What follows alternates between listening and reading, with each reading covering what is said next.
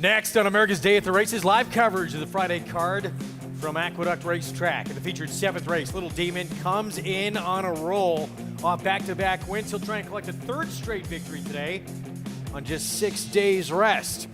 We'll also take you out to Hot Springs, Arkansas for live coverage from Oaklawn Park. 3-year-old fillies going around a ground are featured in today's 8th race, where Dear Lady has never been beyond 7 furlongs in her 2 career outings. She's the morning line favorite, but can she handle 2 turns and a mile and a 16th? All that and more coming up on our Friday edition of America's Day at the Races, brought to you in part by America's Best Racing. For the love of the race, visit americasbestracing.net today. Good to have you with us on our FS2 coverage here in South Ozone Park. Greg Wolf alongside New York Racing Association handicapper Andy Serling. Good to be back for another good weekend of action. We'll preview some of the Saturday action we have coming up as well. But today, talked about Little Demon in the open. 6-day return on a horse now coming out career effort and going a distance he's never gone. Yeah, he wanted a mile here on Saturday's card, and as Greg's saying, he's going a mile and 8 today, a different animal, a 2-turn race. Now, he has speed, but there is other speed in the race, and you wonder how fast he really is. There's some pretty quick horses in there. Listen, I mean, there's a lot of performances, especially lately, that I don't have any idea where they came from. We just saw one in the 4th race. I don't know where this race came from. Yeah, he had run fast at Penn National the week before. The problem is that Penn National form is almost never repeated in New York. And he improved for David Jacobson there, and he improved even more to win this race.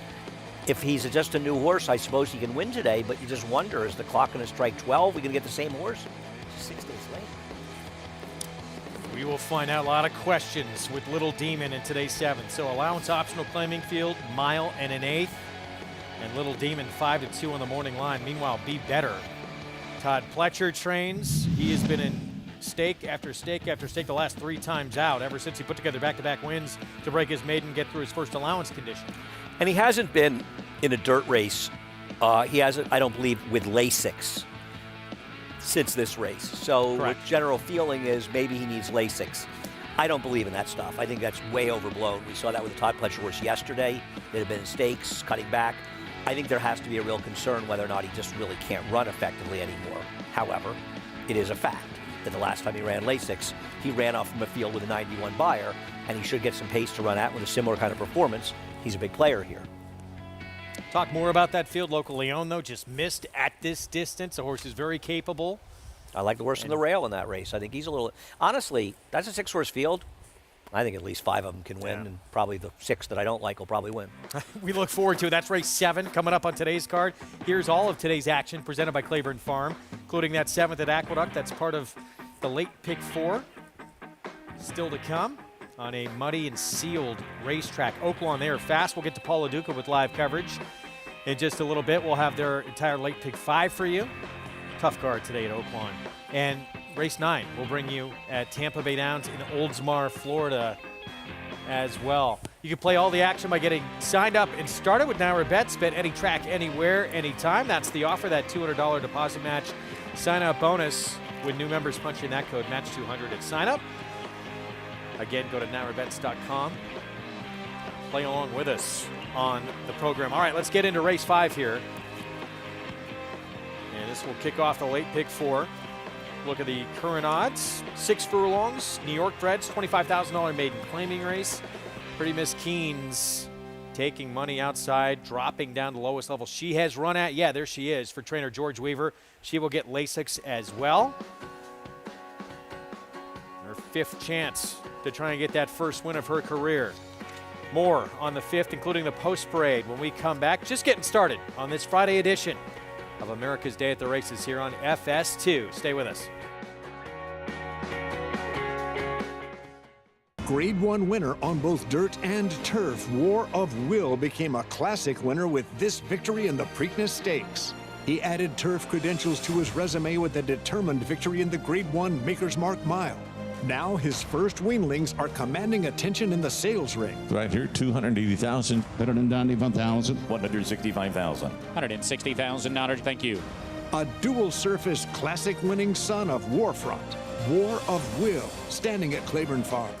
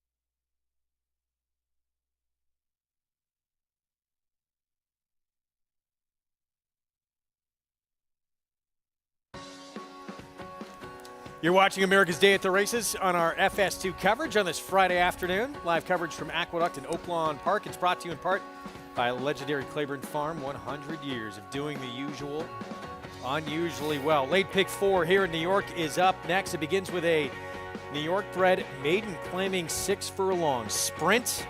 We showed you the 8 going to break. Pretty Miss Keynes, who's still your favorite. That is Joey Big Nose, though. Start number 2. Took money first time out for a different barn. Now with Natalia Lynch for more on this field. Let's check in for the first time today with Maggie Wolfendale.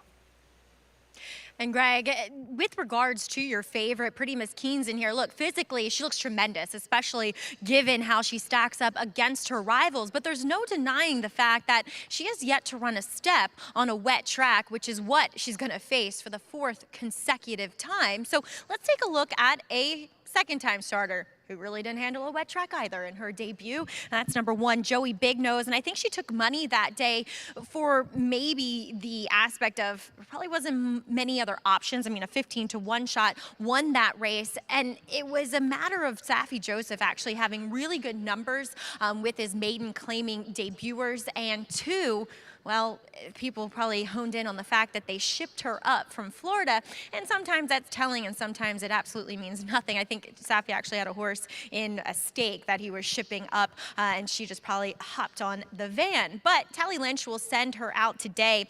Look, she's fairly athletic. I wish there's a little bit more substance to her, but she's remarkably fit for this second start. She will add just a very shortcut cheater blinker. The front wraps do go on, but Tally is a trainer who does tend to run her horses in all 4s. The problem with her is she was tardy in the start of that last race. She's going to have to get a lot quicker, and I don't know if she can necessarily do so from that inside post position. I think that's one of the biggest detriments against her today. Moving on to number 5, KD Cakes, who does drop back down in class. She tried a maiden special weight after what was a much better debut than it looks on paper. I mean, she spotted the field about 4 lengths going back to November 19th, and I think I picked her that day. Honestly, it was the Maggie Exacta race, and she just completely blew the start and ran on quite well to make up a lot of ground. Last time out, trying tougher company, she was still a bit slow from the gate. She's such a big filly. I mean, against a lot of these, she's about twice the size. And I'm not being exaggerating here. She is just big, and when those types of horses, they're just always going to have a little bit of trouble getting out of the gate just because it's a confined space, and I'm sure she probably isn't that comfortable in there. For me, I would have loved to see her go a bit further than this. She looks sensational here physically, but I just don't know if this is necessarily the right distance for her. She's going to have to show that she can leave the stalls running. Number 4 is Magnolia Win, a first-time starter for Dave Duggan, taking some money. Dave's had quite a 12 months, to be honest. He's been on fire last year and rolling it into 2023. She also looks like one, this daughter of Central Banker, that she should handle a wet track. A little bit of a more refined filly, a little bit lighter boned, and comes in here looking incredibly fit. She's been uber professional, and I like the fact that the Dam won first time out as well. So I think this could be a very live firster, Greg. All right, we'll find out shortly. Kendra Carmouche will ride. Magnolia Wind at 3-1 right now. That 4 filly who just left your screen the first timer. You can follow along with all the action, get the stats on the horses, trainers, jockeys with free Equibase past performances. Go to NOWA.com/TV schedule. Download your free PPs on all of the races on today's program. You know, it's funny Maggie talks about the 5, and she's right. I mean, obviously, she has to learn to get out of the gate. I'm not sure how much it may hurt her on this racetrack, where outside closers have been doing just fine. You don't want to be inside in this track, that's for sure. Well, here's some of her problems. Here's her first out of the gate. Wow. Yeah, you can barely see her, which gives you an idea of how badly. I mean, she got left. I mean, you know, some people say that horse got left 5 lengths, but it's really like a length and a half. She got left 6 to 8 lengths. I mean, literally broke 6 to 8 lengths behind the field. And there she is moving. She lost the race by 6.5 lengths, and while it wasn't a stellar field, this isn't exactly a stellar field, at least on paper, she's running against here. I don't think it's unfair to say she would have won if she broke that day, Greg. That's one of the worst breaks from the gate I have ever seen. Especially for a horse that didn't lose by 25 or 30 lengths. For a horse that actually managed to pass some horses and finish fourth. And I know the race was sort of collapsing behind her, but still, she legitimately left the gate 6 to 8 lengths after the other horses did. She's not a horse that broke a length and a half behind them and got a little bit sluggish. But it's always a concern when horses do it. They're going to do it again. I think she just ran way over her head last time, and I'm sure Rob Falcone would agree with that, and he's dropping her down to an appropriate spot. Rob Falcone had a very, very nice-looking first-time starter win on Sunday. You were here, I wasn't here, but I got an 83 buyer. That big? Okay. Yeah, pointing towards a stake race. Well, you went with his 6 in here. It's a Bust and Stones filly making start number 2, and she did take money first time out in a race that was at this level. She may just be slow, and to be honest, Jose Lezcano, the sort of go-to rider for Linda Rice, was named. He's not riding. He took off. Oscar Gomez is riding. Probably not a great sign. Linda has good numbers with second-time starters. And at the end of the day, Eric, Greg, I didn't want to pick Magnolia Wind on top, the firster. I don't trust the 5 getting out of the gate at a short price. So I went for one that'd be a little bit of a price, but I'm not sure this horse can run at all. Yeah, Linda Rice filly, the 6, betting on a stone. So here comes our post parade. We're going to start with Joey Big Nose. Start number 2. First start, though, with the Natalia Lynch barn. Right, but it was in Safi Joseph's barn before a high-percentage barn. The horse got bet first time. Was there a tip, or do they like the name? Fair question. Strange Fruit is a first-time starter for Pat Reynolds. Isn't that? I feel like that's a famous song or something. Pat Reynolds can be dangerous. There's no pedigree on this horse. Forever Amy, double-digit odds, 10-1 for Jeffrey Engelhardt. Blinkers on. I mean, listen, it's not going to take a lot to improve and be effective here, but this horse, she would have to improve. Here is another first-time starter, Central Banker filly Maggie was talking about. I think you have to respect any horse that David Duggan's putting on the track, as Maggie said, and we've said many times. David's horses show up, and he is a very effective trainer. I expect a big year from him. Better break would serve Katie Cakes well today. I'm sure Rob Falcone and the Connections are watching the start and just keeping their fingers crossed and hoping for the best. Dylan Davis, good luck. Betting on a stone, you mentioned Oscar Gomez filling in for Jose Lezcano for Linda Rice. I'm going to be betting on a stone in this race with this one. Obviously, she'll need to improve off her debut. Took money first time out. That was at this level. Brittany is free, lowest level she's been at, start number 3. Dave Donk on a very good run. He's had 4 winners over the last week. This one would be surprising, but I always love the very unstable. Yeah, great stable it name. is.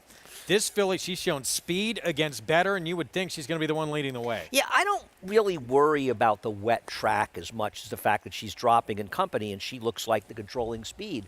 Because it's not like I always feel like if horses are able to make the lead on the wet tracks, they're probably handling the going. I don't really trust this horse, but in this field, I wouldn't take 2-1 on her, but I'm not going to knock any horse out of here.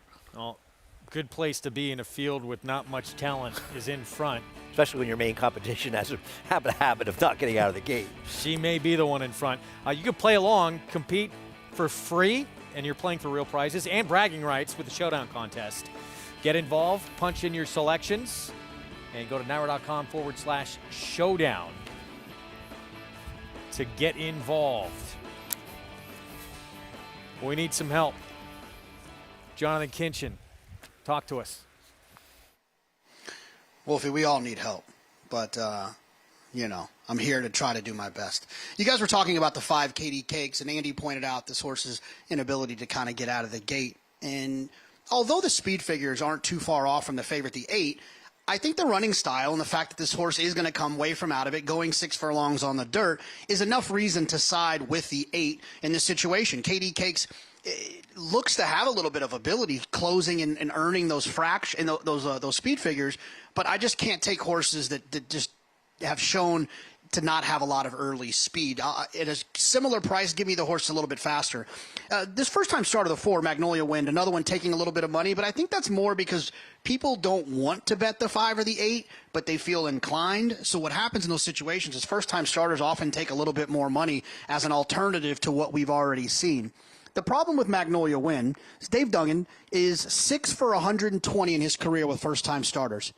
0 for 8 when he debuts horses in maiden claiming races, and only one of those 8 has hit the board. What I'm trying to tell you is his horses do not run well first time out. It just doesn't happen, and especially in maiden claiming company I would much prefer the 5-2 on the 8 towards the outside than I would the 3-1 on the 4 or the 2-1 you're seeing on the 5. The 8, Pretty Miss Keen's speed is a sign of talent. This horse has at least a little bit of it. Maggie? I agree with you. Look, I completely concede the fact that the 8 is the horse to beat. I mean, they've currently edged towards the 5 in here. I think there's more drawbacks with her because you just don't know she's going to get out of the gate. And for me, like I said, she's such a big filly that it does take her a while to get into stride. And I think the 6 is too sharp for her. I opted with the first-time starter, though those are some pretty detrimental stats for Dave Duggan. But I just feel like things might be turning around for him. But let's talk about the 6 here. Here's a decent price at 8-1, betting on a stone. Linda Rice, as Andy mentioned, has great numbers with second-time starters, especially turning back in distance. She's 5 for 10, albeit that's a limited sample, but a positive ROI. This filly, I don't know why, other than trying to get some condition in her, and maybe she wasn't breaking that fast, but why you would go long with her, because she's a bust in stones, and she is small. She is small and compact, so therefore I like the turn back. I just don't know how much quality there is with her, Greg. She did not show a whole lot first time out. Many who have shown lots of talent going forward don't show talent first time out. So we'll see what you get with betting on a stone, the 6. Start number 2, cutting back in distance here coming up. Yeah, I mean, it's just a bit of a stab in a race where I don't like anybody. I think Jonathan's points with the 4 are well taken. Going to take some money, but I think the flash back from 3-1 to 5-2. David Duggan, not a trainer, going to take much money in first. Jonathan obviously had some very, I should say, impressively unimpressive stats. Yeah, I'm not going to take a strong stance on anybody here. I don't love the 8, but I can understand why Jonathan likes her, and I can understand her winning. I feel like the 5's the horse to beat, but making. Jonathan told us the stats with this barn with the 4. It's a pure stab play, isn't it, with a first timer becoming the favorite? Yeah, I mean, it's hard to imagine there's a ton of info on David's first-time starters. He's just not a trainer that you're going to hear a lot of info. Now, keep in mind, he's taken over the training of the Rick Schosberg horses. I don't know that this is one of Rick's. He may have had this horse all along, for all I know. But that could make a difference in things. And, yeah, the other thing is he's probably run a lot of first-time starters that just aren't very good. Yeah. Or maybe he's somebody that wants to give him a race, not intentionally trying to win, but in general he brings his horse along slowly. And there's something to be said for getting him out there, and you want him to win if they're going to win on talent, but not killing him to get to the first race. 2-1 favor, the first-time starter, Magnolia win for David Duggan. Got Kendrick Carmouche in the irons. Going to be joining us on set for an extended period tomorrow. We look forward to that. So here's the first-timer. 3-year-old filly by Central Banker. This is the start of the pick 4 on the Friday card. Let's go upstairs to Chris Griffin to kick things off. Pretty Miss Keen's. All in line. All set.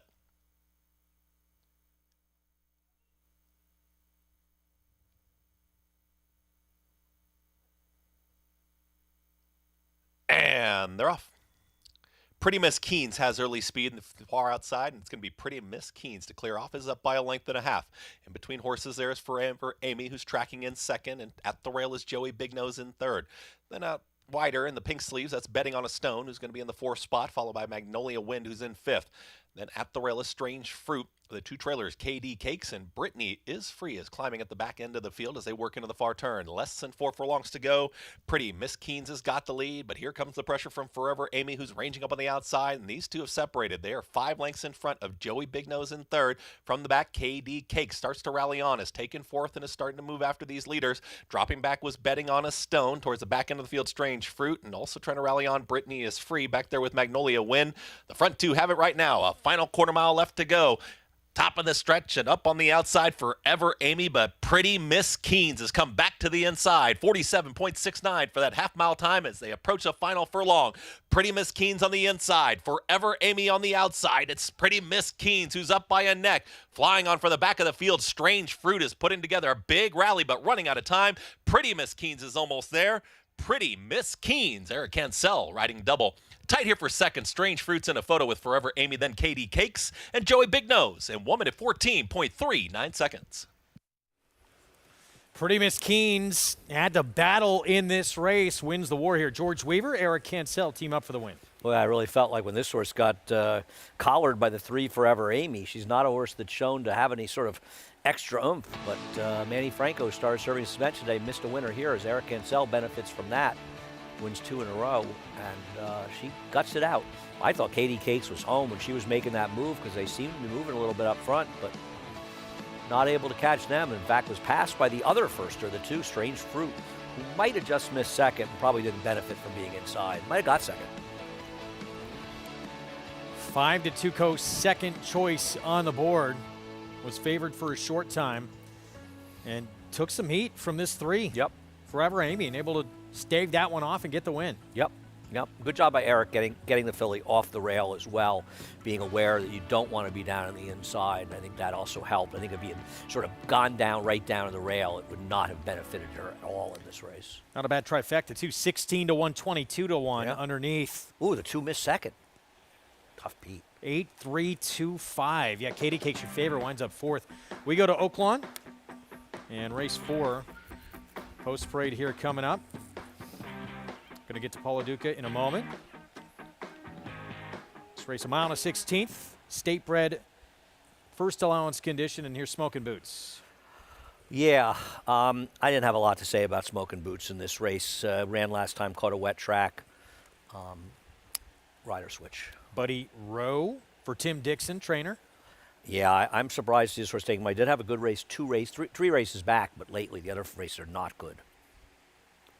17-1, big price next door as well on Jack's Spring Break. Tim Dixon just claimed. Yeah, claimed at the very bottom and moving up into Archie bred allowance races.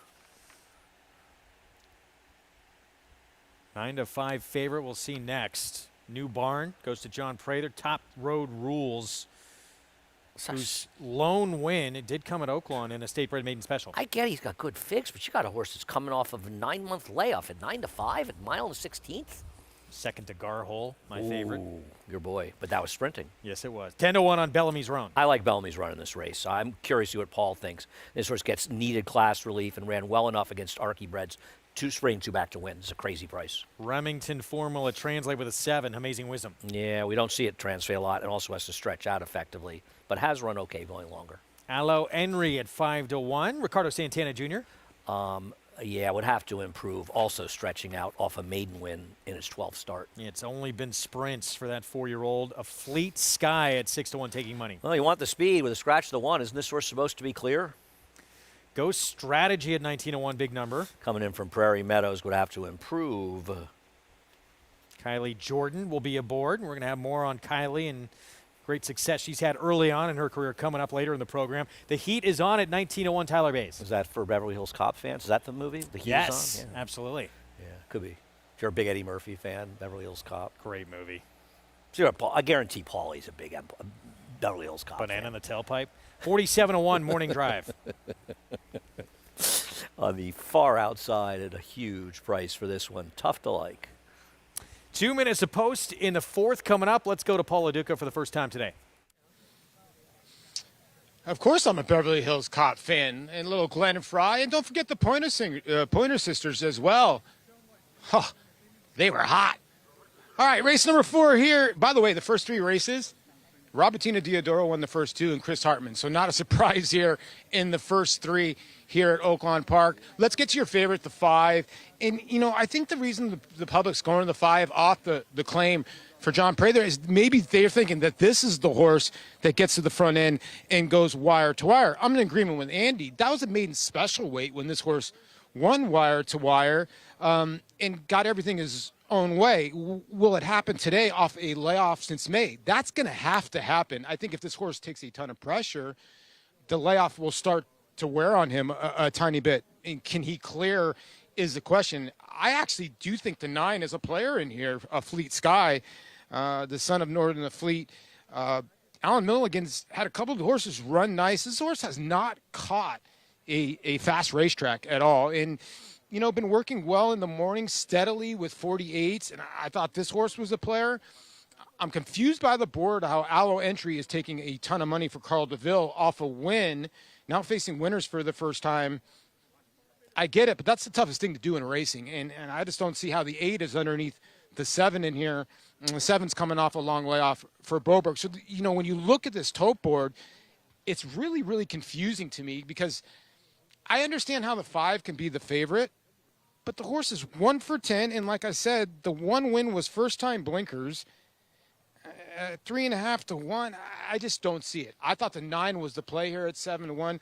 Andy, to get to your 6, I couldn't agree more. I think the 6 actually sits in a very good spot. My one worry is he just didn't do any running, and I'm wondering if that sloppy racetrack took a lot out of him. He kind of got off a little bit slow last time, and then he just got disinterested. So if he can just sort of like stay close a little bit or break a little bit better. I think the change to Isaac Castillo is good. Last time Isaac rode this horse was right there at the wire. So I wouldn't argue with the 6 either in here. I'm just tiny against the 5 in here, and I think the 9 has got a big shot. So, 2-1 favorite remains. Top Road Rules, despite, collecting a lot of seconds. But you see those figures some of the companies kept.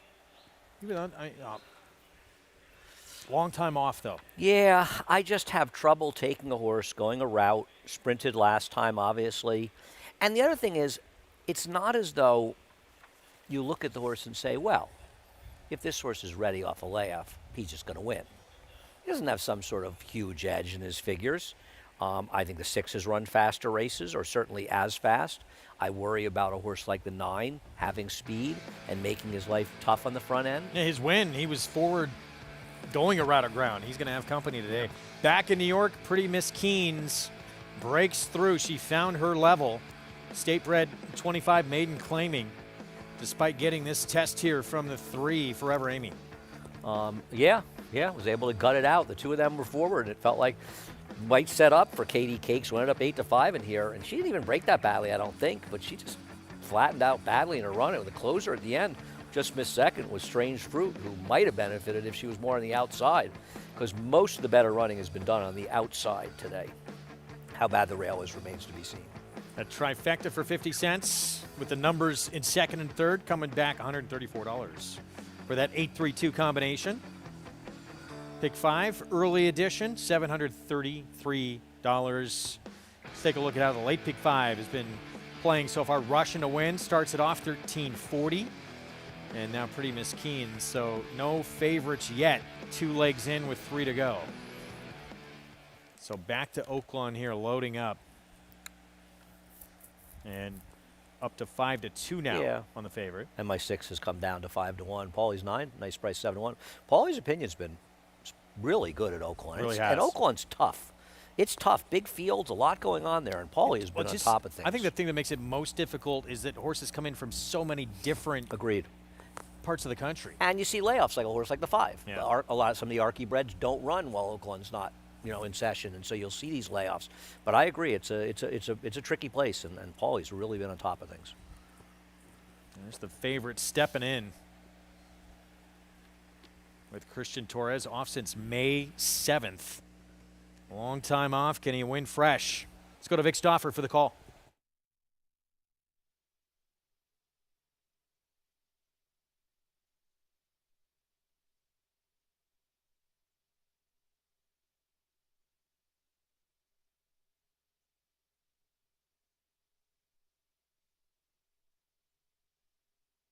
They're at the post.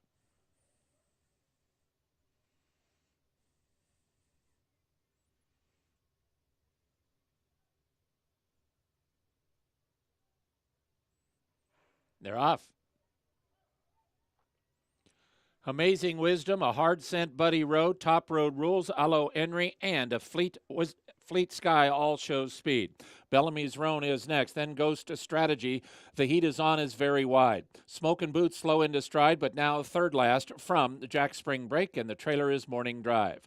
To the backstretch with Top Road Rules to clear off. He's a length in front of Alo Henry and to the outside of Fleet Sky. Buddy Rose sits fourth now for David Cabrera and 2 off to lead. He's a length in front of Amazing Wisdom, Bellamy's Roan, and The Heat is On. Another 2 back to Smokin' Boots with about 5 to make up. He's 3 in front of Morning Drive. Ghost Strategy is second last now in 10 off the lead, and the trailer is Jack Spring Break, and now there's 3 right across the racetrack. At the rail, Top Road Rules. 3 wide of Fleet Sky, and Alo Henry just in between horses. Buddy Rowe and Bellamy's Roan. Watch those three. They're 2 from the front. Amazing Wisdom has 4 to make up. He's a length in front of The Heat Is On. Morning Drive is saving ground for Michelle and 5 off the lead. Then comes Smokin' Boots. Far back to Jack Spring Break, and the trailer is Ghost Strategy, and the leaders are still 3 across the racetrack. A Fleet Sky, Top Road Rules at the rail. Aloe Henry between horses. Bellamy's Roan going to get first run at them. He races up 4 wide. Buddy Rowe is still in with a chance if he finds a way through. Smokin' Boots is unwinding back of the pack. Many chances. Final furlong, Bellamy's Roan has a short lead. Top Road Rules, Aloe Henry. Buddy's Rowe is out now in the clear, but he's 2 lengths behind Bellamy's Roan, who has the lead. It is Bellamy's Roan, a length and a half in front of Aloe Henry. Top Road Rules and Buddy Rowe. Bellamy's Roan, Aloe Henry, Bellamy's Roan in front. Bellamy's Roan beat Aloe Henry. Buddy Rowe was 3rd. A Fleet Sky finished 4th. 6-8-3 finish. Paulie mentioned this rider, Isaac Castillo. He is one definitely to watch at Oaklawn. Bellamy's Roan the win for the barn of Ron Westerman. Well, I haven't been picking any winners at Aqueduct, but I managed to get a little luckier at Oaklawn. This horse could not have gotten a better trip. Isaac Castillo got this horse into absolutely perfect position, 2 wide in the first turn behind a 3-horse duel, and he was not best. The horse who was best here was the 8, and I bet the 6, as I said I was going to. The 8 ran a super race dueling in the pace, stretching out, coming off of a win in his 12th start. And look at the other horses around the pace. They were falling apart. This one held on very well. I mean, it looked like the 6-horse Bellamy's Roan was going to win by open lengths. Yeah. And had to fight with the 8 to the wire. So nice ride, nice job. Glad to get the win, but kind of a little lucky here, to be honest with you. The 8 ran the best race. 7-2 on your winner, 6-8-3-9 prices when we come back from a timeout. We're going to look ahead to stakes action over the weekend here in New York when we come back. The Interborough 7/8 of a mile.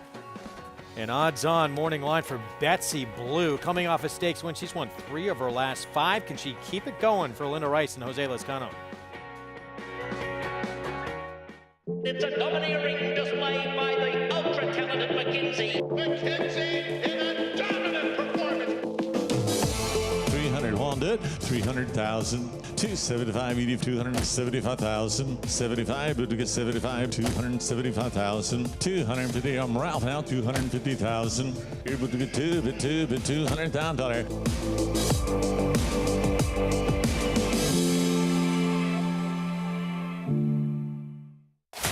Who are you betting on?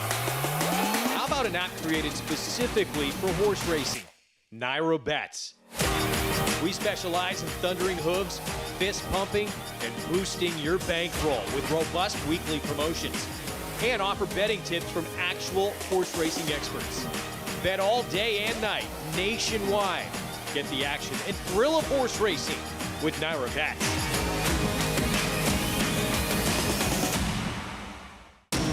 Every hair, every muscle, every contour, every pulse.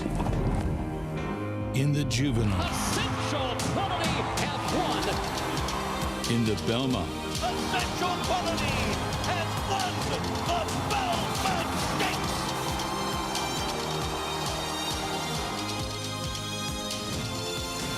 Well named. This season at Oaklawn, we've got more of everything. More of the top thoroughbreds in the world. More days of live racing. And the largest purses in our history. All at a completely reimagined Oaklawn. Come be a part of this historic season at Arkansas's only casino resort.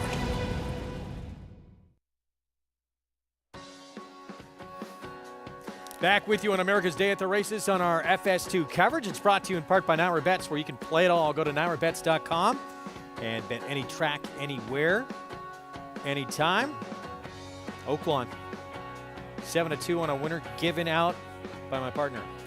Thanks. A little fortunate to win, and 7-2. It was 10-1. We were in the post break, but I have to admit I was a little shocked by that. Got an absolutely perfect trip. And it feels like Isaac Castillo's a rider that we're sort of just getting familiar with at this meet. Yeah, we can do a feature on him soon. Yeah, no, I agree. He's somebody, and one of the things I think we like about Oaklawn, last year we saw Francisco Arrieta come alive in that good meet, David Cabrera, who hung on after unfortunately getting injured. It's great to see him back, but he was riding terrifically. And they're riders that we don't really get that much of a chance to see around here, particularly these days, though Francisco Arrieta sort of started riding in New York. And it's nice to see other riders because we've got a great riding colony in New York, but there are other good riders out of town as well. Bellamy's Roan, Isaac Castillo for Ron Westerman. This horse was 46-1 last time out. Did not really run at all. Open company, though. Yeah. From open company to the Arkansas bred races, especially at Oaklawn, where those open company races can get pretty solid. We got a bird in here? That's not a pigeon. That was chirping. Yeah, we have all kinds of wildlife in here. We like- deal with everything. It's like a, yeah. Late pick 3 coming up in New York as we take a look at Freudian there. Rob Falcone, Dylan Davis, beaten favorite each of the last 2 trips for this 4-year-old filly making an equipment change today. Will that be the difference? Well, the post-parade when we come back. Flightline is in full flight. Flightline turns it on at the top of the stretch, and he's in cruise control. And Flightline takes off. Take a good look at this, because you're not going to see this too often, maybe never again. Flightline, 20 lengths clear. World-class racehorse, world-class performance at a world championship event.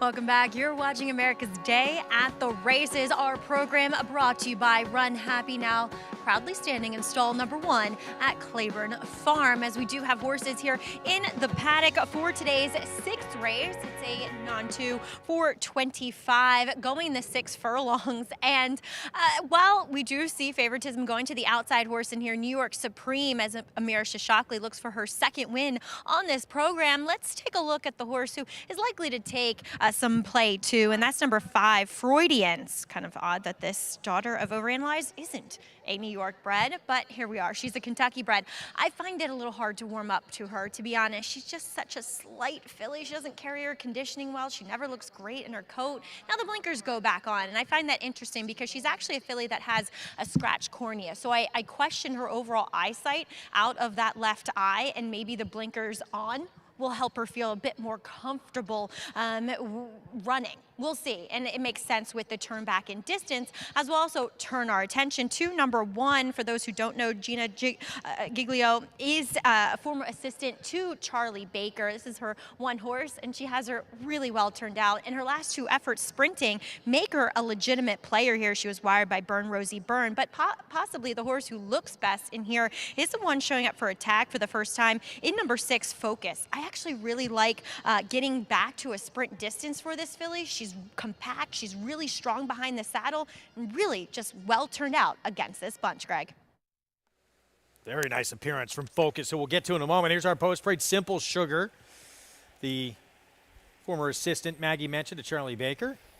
Yeah, I mean, the horse has run relatively okay recently. I think there are others that are better in this race moving up in company. Captivating Cara, been trying to get through a state bred A other than for a long time. Right, it's a major drop in company, and I think the horse is dangerous just on that. One to catch. 4-1 on Holiday Jazz. I like Holiday Jazz. Hopefully the rider keeps the horse off the rail, dropping back down to an appropriate spot. Roussel at 10-1 with Luis Rodriguez Castro. Found the right field last time. This is tougher. So Freudian going to cut back in distance after being the beaten favorite last couple of starts? Yeah, I don't like this horse. This horse's form since coming to New York has been dismal. I prefer others.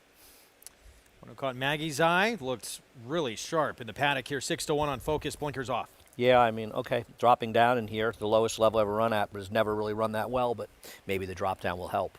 And New York Supreme, your favorite right now. Again, this barn looking for the second win of the day. Right. The horse got an incredibly bad trip last time, which we may show. But the reason the horse being bet is the trainer who really struggled around here for a long period of time. Starting in December, her horses really started outrunning their PPs. She had a winner today who improved immeasurably, got a fortunate trip, but still improved immeasurably. And her horses are continuously outrunning their PPs. And this horse probably should have won last time, definitely should have won last time, but that was against a much weaker field. But this horse is badly steadied back, repeatedly bumped. Yes. And this is a horse that's normally formally placed. Now, she's a problematic horse because she's a very short burst. And I think Eric was worried about there. And you're going to see right here, Eric does the right thing. He's quiet on her. He doesn't want her to get away with it. And even as you're going to see moving up here outside, Eric's going to sort of steady her a little behind horses. I think more because he didn't want her to run off. I think he was afraid if he tipped her out in the clear at this point, she would have made a big run on the turn up to the lead and then really had no chance. Because you're going to see him right there. He sort of grabs her head a little bit. And I actually give Eric a lot of credit in this situation. A problematic horse that he was very unlucky with at the start. Now, she'll make this huge run right here. She'll get up the leaders, and you could say, oh, she hung. Well, of course she did. You know, as opposed to the two horses that were up front that were sort of making their own pace, including the number one in this race, she had everything go wrong. And I mean everything go wrong. And she still ran a credible race. She ran the best race, and she's being trained by a trainer who currently has horses that are outrunning their PPs. The one she won with early was off a trainer change, and she had been badly beaten by another horse in the field in her last start. She improved. But this is a much weaker field she's running against in the spot, and there are tougher horses. You've got horses that are dropping to this level. So it's not just that she's moving up in company, she's dropping. But this trainer, she's very dangerous right now to bet against because her horses are consistently outrunning their PPs. That's Amira Shishakli in New York Supreme, the 7th, the favorite right now with more on this one. Let's go to JK. Yeah, I mean, look, Andy mentioned it was a horrible trip last time, and I'm inclined. It used to be a more rewarding angle, bad trips, but now with the availability of watching replays on Naira bets and everywhere else, these trips don't go ignored. Often these horses are often overbet off of bad trips. But there's just no one else in here that really gets me excited. I like the draw for the 7 New York Supreme, but you know, this is kind of what happens to horses that aren't as, they're not better than the groups that they're in. It's hard for them to sometimes overcome adversity. That's how I would describe New York Supreme. She can absolutely win today, and I think she probably will off of that trip, but I do at least want to mention the one, Simple Sugar. Speed figure-wise, this horse fits. Tactical, drawn on the inside. You'd like to think there's one way of going, and that's forward. Hold that position forward and try to save as much ground on the turn as possible. And if they can duplicate the number of the last two races, these other horses might have a lot of work to do. Mag, I like the one Simple Sugar a little bit, but I still am going to pick the 7 New York Supreme. How about you? Yeah, I can find reasons to like Simple Sugar. It's just about Jalon Samuel getting her off the rail. I just, as Andy has mentioned, I really don't think you want to be down there today. But let's talk about New York Supreme. I just want to expound briefly on Andy's comments about how she can be tricky. She is. I mean, because she's a filly that can have speed, but when you saw 3 back when Dylan sent her, she ran off. But you also can't touch her mouth. When you touch her mouth, she throws her head in your face and she runs backwards. I mean, I remember when Joel Rosario rode her that one time where she was a short price on the turf, and it was just painful to watch because she had her head back in his face the entire time. So it's good. I think that whoa. Okay, the 2 is loose here on the track as well as a pony, horse and pony rearing up. It looks as though Captivating Cara, she's running back towards the chute. We'll try to bring a update with her, but rider is up as well as the pony gentleman. New York Supreme, like I said, I just think that outside post now, Eric Hansel can kind of choose where to place her as it sounds as though they have wrangled Captivating Karen, bringing back to the jockey, maybe. As I was going to talk about her, but I'm just going to sit this one out because I can see she is still loose. See if the pony rider grabs her, Greg. I think he's got her. All right, Maggie, thanks. So we will await word on the fate here of Captivating Cara, who, looked like the length of the chute. And she was going at a pretty good clip. She was obviously going to win today, I think. She was revved up, ready to go. Poor Mitch Friedman. He had a horse taken from him that won earlier today, and then his horse dumps the rider for the start. One thing about the racetrack, when things are going wrong for you, it just seems to steamroll, doesn't it? Certainly at the racetrack. It really does. It's amazing. Everybody in the game, when they go wrong, when you're going good, good things seem to happen. When you're going bad, they find new ways. And I haven't experienced the everything starts going good part. Yeah, you have. You got Shannonewski home for a big package. Yours may have only been about 10 minutes, but it was pretty good. All right, let's check back in with Maggie. Well, she's just making a mockery of her poor outriders as she is just running circles, but because she's running so much, she is going to be a late scratch. So take out number 2, Captivating Cara, erring on the side of caution that she's probably just doing a little too much out there and is still loose. So we're going to have a brief delay as well, Greg. All right, so take out the 2, and yet she was going pretty good and got quite a ways away. So reduced now to a 6-horse field with the 2 coming out. We still expect, I don't know if it's going to change the race much in terms of how it's going to set up. You and I agree here, Holiday Jazz, we both like. She's the one to catch, it looks like, and a good chance she gets loose here. Yeah, I'm hoping she can get loose, and I'm hoping the rider keeps her off the rail, which is a place you don't want to be. And it's a little bit problematic with apprentice riders because they're often told to go to the rail. So we'll see if that works out. But and there's Captivating Cara, outrider. Nice job here catching up to her. And back to the barn. This guy's the best. Difficult job. Very difficult job. And those are jobs where you have to be extremely cool under pressure at all times, you know. They're terrific. We're very lucky to have them. All right, so Captivating Cara. And it's just got to be frustrating for the connections. You know, you get them ready for the race, and it's just, there's so many more things that can go wrong than can go right in a race. Trainer, just getting them there. Yeah, just getting them there. You want to see those, that stall, the gates just open, and right. You breathe a sigh You of lose, relief you getting lose. to that That's point. the way it goes. Yeah. But, you know, you at least want to get there. And, you know, you think of all the people that work in the barn and the hard work they put in to get them there, bring them over from Belmont Park, and then the horse spooks or something and dumps the rider and runs off. And it's, you know, you never got a chance to find out if you were good enough that day. It's got to be very frustrating. It is, I'm sure. I know it's very frustrating. You know, I think a lot of us think from, you know, we're betters, and, you know, we do. You know, we're all inclined to think about ourselves first. It's understandable. It's human nature. Mm-hmm. And, you know, listen, you like a horse. I thought this horse was interesting today. You say, you know, I wanted to bet this horse today. A lot of people are negatively affected. It's a very tough game. All that goes into it, all the money that's put into it, too, the daily training fees, trying to get a horse to get to the gate. There's Hector Soler. Yep. Who went to Far Hills to be the starter for the jump races back in October. He did, yeah.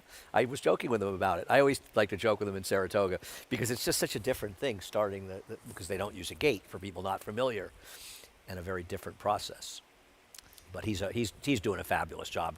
Terrific guy, and he's really doing a fabulous job. We've been very fortunate and had great starters. You know, Bob Duncan was the one I was most familiar with. Was here for many years. Bob works with Todd Pletcher. Spends a lot of his year in Florida, but he's up. And Bob's just an absolutely terrific guy, an extremely interesting horseman to speak to. But a lot of the people that we've had They've been extremely good over the years. I'm very lucky to have them. All right, so this 2 causing this delay, getting away late. Scratch, Captivating Cara coming out. But still in a holding pattern here. Yeah, Freudian's the heavy favorite at 2-1 right now. And my problem with her, Greg, is she came up from Florida on a big drop down. She was 1-2, and she doesn't run a step. Now, she ran better the first time for Rob Falcone. But how well did she really run? It wasn't a particularly good effort. And I remember I was in the racing office. I think 8 people lined up to claim her the day she ran last at 1-2. And as opposed to winning a shake and getting the horse, they all felt like whoever wins is losing. And Rob Falcone was very good-natured about the fact that he won the shake, and you can see he's listed as part owner in the horse. It's just the way the game goes sometimes. I think she's an awful favorite here at 2-1. I'm not saying she can't win, but I think she's a dreadful favorite. Right-hand side of your screen will get you some of this post-parade. Start of the Pick 5 at Oaklawn Condition Claiming Race, 6-furlong sprint. That's the one. The other half of this entry, that's Cabot. Breaks from the outside, a horse you may recognize. First Line. Also eligible that gets in. Oh, First Line, yes. He was the Notice Derby horse. Yes. The Notice Derby horse. He is now running for 12-5 at Oaklawn. It's a tough game. Broke his maiden in Saratoga. And just to clarify, Notice thought he would be the horse to get them to the Kentucky Derby. Yeah, Did not happen. Ran a huge race to break his maiden at Saratoga a few summers back. Yes, he beat me. Thank you for bringing it up. They all run huge to beat me. Generator of the 2, John Court, Tom Vance, speed from the inside. Yeah, moving up from a lower level conditional claiming race, not my cup of tea. Wipe the slate, tough to make a case for. Agreed. I thought Carl G was interesting, the 4. I just don't like horses moving up, especially from out of town. That was my biggest problem. Yeah, 5-time winner, that one coming in from Remington. As you see the 6 Focus step in here in New York, waiting on the favorite, New York Supreme. Here's the 5 Drills, little man. Yeah, just don't trust the form out of town. Let's go to Chris Griffin. Here's race 6 from Aqueduct. All set.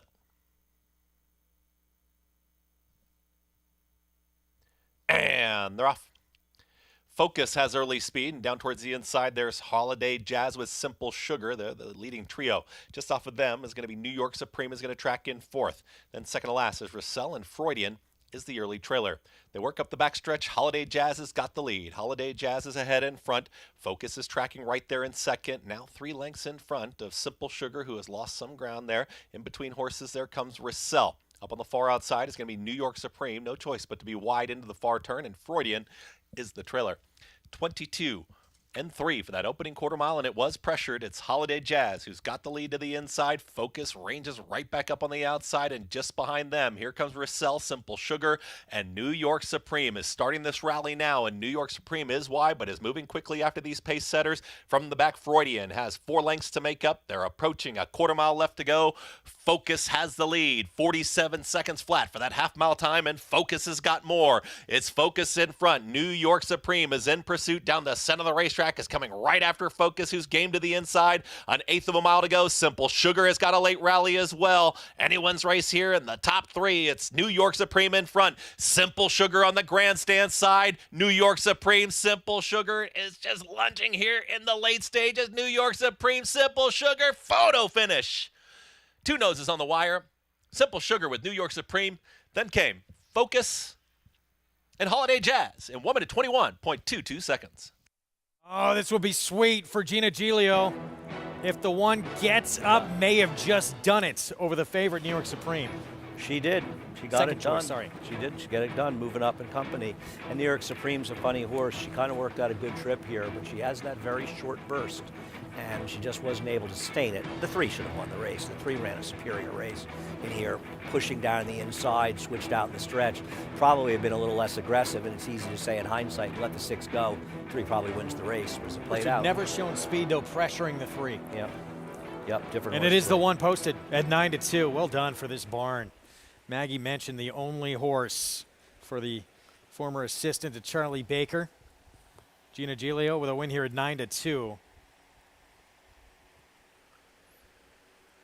1-7-6-3. Tremendous. There is that winning phone call being made to the connections, I would assume. So the first 2 were trained by women, and the 3rd horse was ridden by a woman. How about that? There we go. Girl power. Gotta love it. 1-7, 6-3. And yet another favorite defeated here, 9-2. 3 legs into this pick 5. We're going to go to Oaklawn. Their pick 5 is coming up. It's a difficult sequence. Paul LaDuca, 6 furlongs, condition claiming race to kick it off, where I had a lot of trouble trying to narrow things down here. Yeah, this is a really tough race to try to narrow down here, Greg, because when you have the 6-horse in here, home base right now as your favorite, in a kind of horse that needs the lead type, and I don't think is going to get it. When you look into this race, the 7 Sidetown is just blistering fast early. And when you look at home base, I understand that he's won 10 races over his 8, he's 8 years old now. But he's not really passed a horse. One time on a sloppy racetrack, but he's not the type of horse. He needs sort of the front end. And there's a lot of horses here that want to go to the front end, and I would think Sidetown might be the fastest of all. Now, he's not been out since February, so he probably will be sharper, and that's why I'm kind of against home base. With the drop down to 12.5, definitely the horse to beat, but I just think the race dynamics might play against him a little bit. When you look at some of the other runners in here, I thought the 9 in here, game day play, I mean, how do you leave Robertino Diodoro out at this stage? He's already won 2 races today. I have a feeling this one's a tiny bit chilly on the board for Robertino. Right now at about 5-2. Earlier was about 4 or 5-1. I forget what Andy calls it. Is it guppy money when they come back to the morning line? I think that's what the 9's getting. I landed on the 11 here. Now Keith Aspenson's only got 1 win. It was for the coach D. Wayne Lucas. But, he's been getting better and better on a horse, and I feel like he's a kind of rider that's actually better when he's off the pace. And I think there's a ton of speed in here, and I'm not a big fan of taking horses from way, way back, but I think the 11 might run a big race here, and about 7-1 or so. I think that's a solid price. I just cannot trust a lot of these horses in here. I do think somebody from off the pace will win this race. Yeah, this is a difficult one to try and narrow down. Starts off a pick 5 that is very difficult. Yeah, and I can't bet a horse like the 6. Like, I agree with exactly what Paulie said. Home base is probably the worst to beat, but I'm not betting horses dropping down like this. I just don't like it. And I guess they're probably asked themselves, why did we use the waiver last time? The waiver 30 in for 12.5. Hindsight's 20/20. 2-1 favorite. Despite all that, home base the 6, the one to beat in here. 5-2 on the 9 game day play. Best numbers came back at Oaklawn May of 2021, going longer, I thought. Was that 2 or 3 years ago, 21? It's so hard. Briefly was on the Triple Crown Trail, ran in the Lecomte, and we're going to have a preview of that race that's coming up this weekend at Fairgrounds. Interesting race, some interesting horses coming up. And it's a fun time of the year, especially some of those races, because I think some of the lesser-known horses, but potential horses, and listen, the Lecomte's a race that Epicenter really stamped himself as a major player last year. So don't kid yourself. Just because Forte's not in those races or any of the Baffert horses doesn't mean a major player can't come out of those races. Vic Stauffer to kick off the start of the late pick 5 on this Friday card from Hot Springs.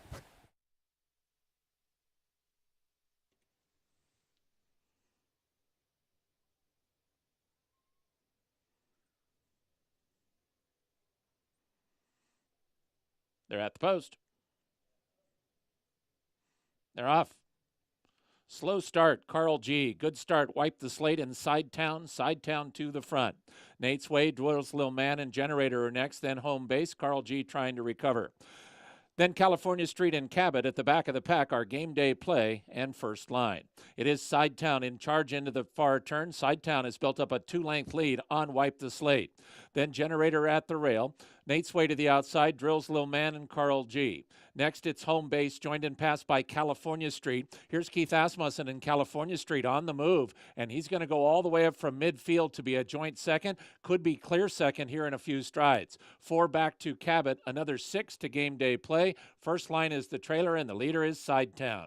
Sidetown at the quarter pole, a length and 3/4 in front of both Drill's Little Man and California Street. 2.5 back to Generator. Generator. Then comes Carl G. Final Furlong. Sidetown still in charge. Sidetown with a 3-length lead on Drill's Lil Man. California Street has flattened out, and it's Sidetown a 16th out, and he's just pouring it on now. Sidetown is 3.5 in front from Drill's Lil Man.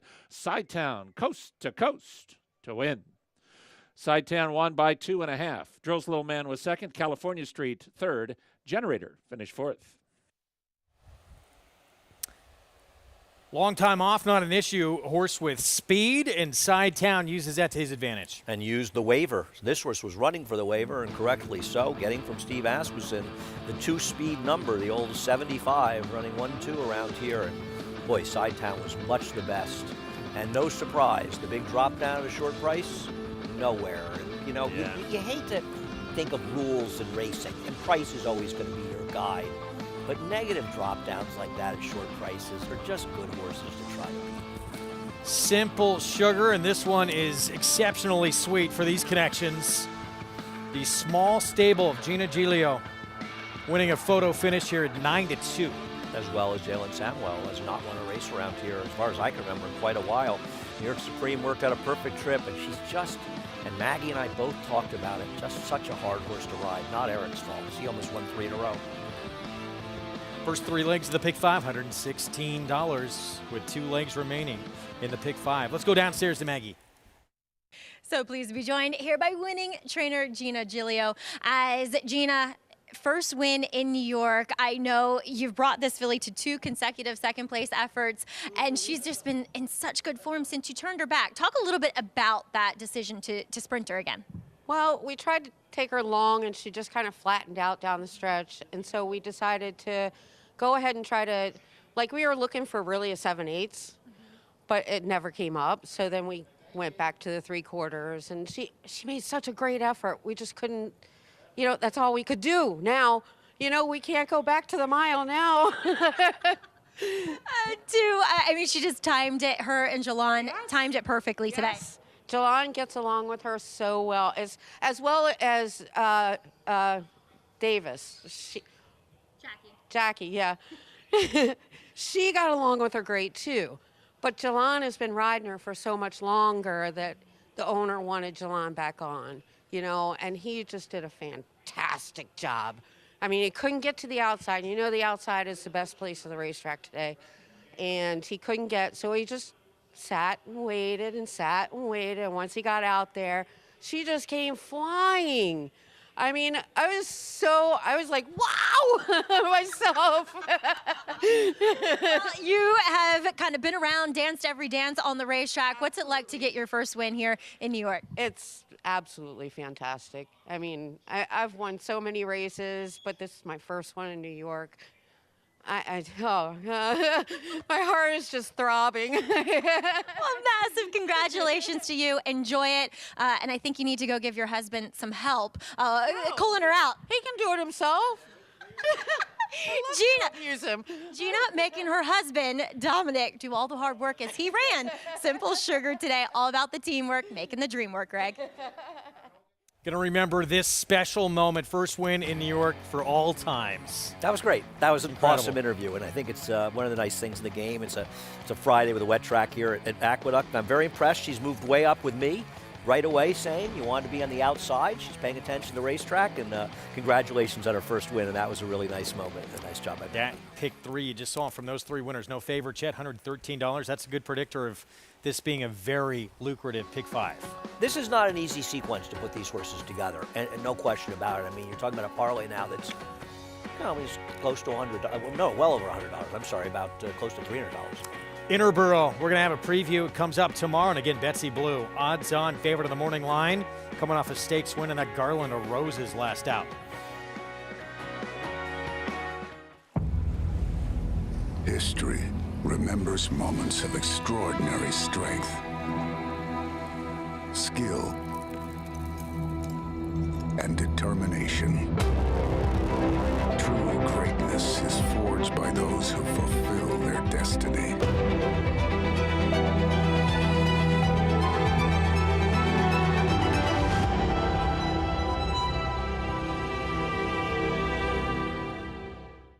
It's America's original sport, and no one covers it better than America'sBestRacing.net. From the sport to the lifestyle, the best races, horses, and destination venues, cocktails, gambling, fashion, and more. America'sBestRacing.net is a sport for you. Live it, love it, bet it.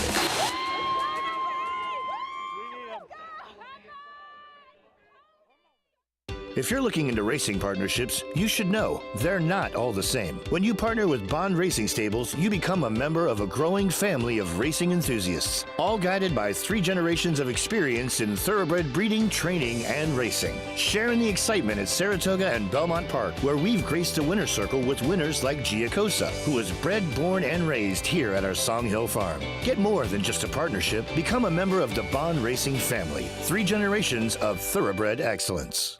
Racetrack Television Network brings you every race, from every track, on every screen, every day. With monthly packages starting as low as $5, RTN gives you great value and access to more live HD streaming and race replays than anyone. Visit RTN.tv today to sign up and watch on almost any device, including Roku and Amazon Fire.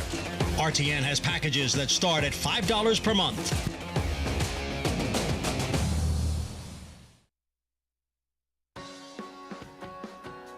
Back with you on America's Day of the Races on our FS2 coverage.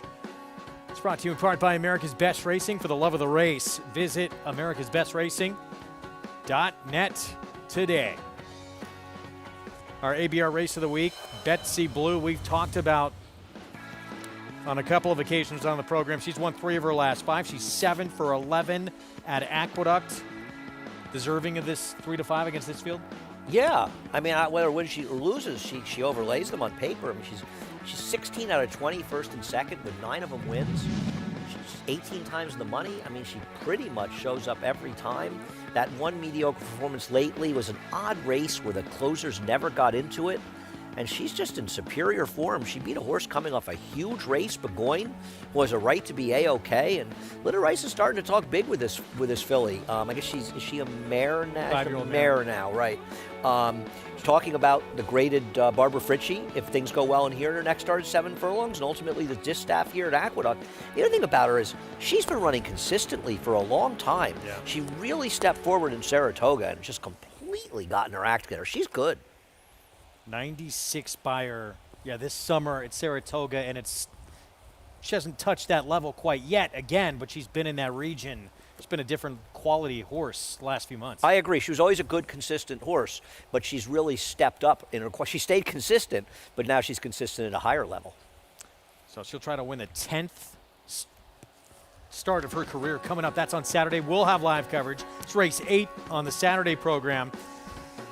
Up next, it is our feature. We started off the show introducing you to one of the horses to beat in here, Little Demon. He's trying to make it 3 in a row. He's coming back on just 6 days rest. Stay with us. Catholic Boy, one of only 3 American 3-year-old colts in history to win Grade 1s on both dirt and turf, including the immortal Secretariat. A 6-time graded stakes winner from ages 2 to 4, and the fastest 3-year-old of his crop over 10 furlongs. He's so impressive today, the others didn't even have a prayer. Catholic Boy rolls in the run. Happy Travers. Dual surface Grade 1 winner Catholic Boy, standing at Claiborne Farm.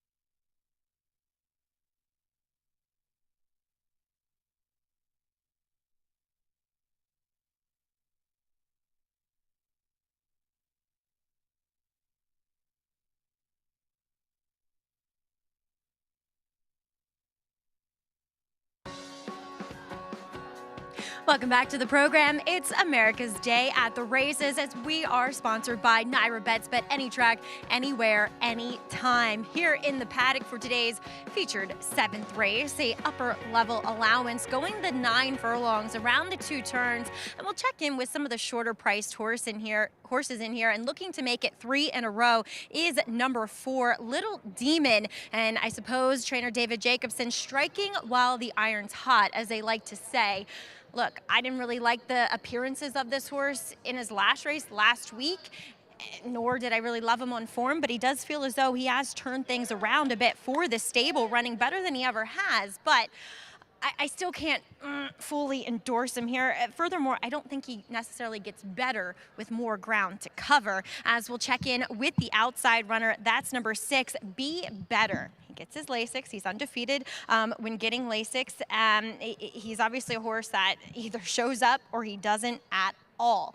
One thing I can say is that actually, weirdly, with the Lasix, he has more energy. He was actually rearing up in the saddling stall. I mean, at the end of the day, he's an extremely good-looking son of Uncle Mo. There has to be talent in there. Let's see if the addition of this medication helps his chances today, Greg. All right, Maggie, thanks. Here comes our post break. No Burn kicks it off 9-5 favorite here. Speed inside. I picked No Burn, and he's 9-2 in the line. I thought it'll be a decent price in an open race. He's the 5th choice, and he's favored here, and he's favored in doubles. Terrible value. 9-year-old just went by 12-time winner, 235, and here's locally owned. Locally owned makes a lot of sense, especially if you think that the pace is going to be contested, which it could be. Here he is, Little Demon, coming back in 6 days, trying to win 3 in a row. We'll see if he's a speed. We'll see if he's a 1.125 horse. I want no part of this horse coming back on short rest, but he ran well last time. Senior investment, Abner Adorno will ride. Nice appearance. I didn't love this horse. My friend David Aragona, who's very sharp, likes him, so out of respect for him, I give him a good shot. And Todd Pletcher horse has been in 3 consecutive stakes, one of them a graded stake on the turf. Be Better. Last time he ran with Lasix, he was a big winner with a 9-1 buyer at Monmouth. A race like that could get him a win here. I don't trust this one at all, but he's a big price. And those familiar Rapoli stable silks for Pletcher. The blinkers going on. Be Better on the outside. This is your favorite. And that's the respect being shown Andy Serling. Yeah, I think it's more than that. In fact, a lot more than that, or something else. Is it the fact he's speed inside and going to control? You know, in theory, but inside speed's not great. This is his last race when, this is his last, right? Not 2 back? Yeah, his last race. He got left. And then, I mean, this horse ran incredibly well last time. It doesn't look it if you just look at his final finish. But he broke a good length and a half slow. He rushed up 5 wide in the first turn, rushed the lead, and he's going to end up on the rail. And the rail was dead this day, and he ends up down the inside. Locally owned finished well ahead of him, but locally owned got a much, much better trip than he did. If he breaks cleanly today, he's supposed to be in front, but we'll see. Is the 4 going to show a lot of speed in here? Is Senior Investment going to show speed? Will Be Better show some speed? If he's able to get clear and gets off the inside, I believe he's going to be very tough to beat in here. But I also thought I was going to be getting 4 or 5 to 1 on him. There's no way I'm betting him at around 2 to 1 in here. Too many things have to go right. I picked him thinking he's a bit of a fuzzy. 5th choice in the morning line. Favored? Not for me at that price, but he's my pick. 7-time winner. Speed from that inside with Dylan Davis. For more on this field, let's go to Jonathan. Yeah, guys, we talked a little bit about the outside horse, the 6, Be Better. Be Better showed a ton of talent. Like, he was 3 to 1 going into the Curlin. If he wins that race, he's single digits likely in the Travers. This horse has had some ability, has shown some ability, but he just hasn't run well in his last 3 starts. Now, Maggie pointed out that you look at his races with Lasix, he runs a lot better. Now he's going to have a chance to run on Lasix. He puts the blinkers on. No one in the world can get a horse ready to run a 1.125 on the dirt better than Todd Pletcher. And I just feel like at this price, if he wins here, you'll never get this good of a price on him again, and I've got no problem taking a little bit of a chance. Sure, some of the top ones make a little bit more sense in here. I've got no problem with the horse down on the inside, the 1. But I just feel like there's a little bit of upside to be had if Be Better can show up and run the races that he's run in the past. If he was trained by someone else, I might question the ability for that to happen a little bit more, but since it's Todd, I'll trust him. Maggie, what do you think? I'm completely on board with you, JK, because if this horse was proverbially no good, he'd be in for a tag, I think. He just looks too good in the paddock and on the racetrack today against some softer type of company. Sign me up for the 6-1 on Be Better. I get the slight appeal of No Burn. Andy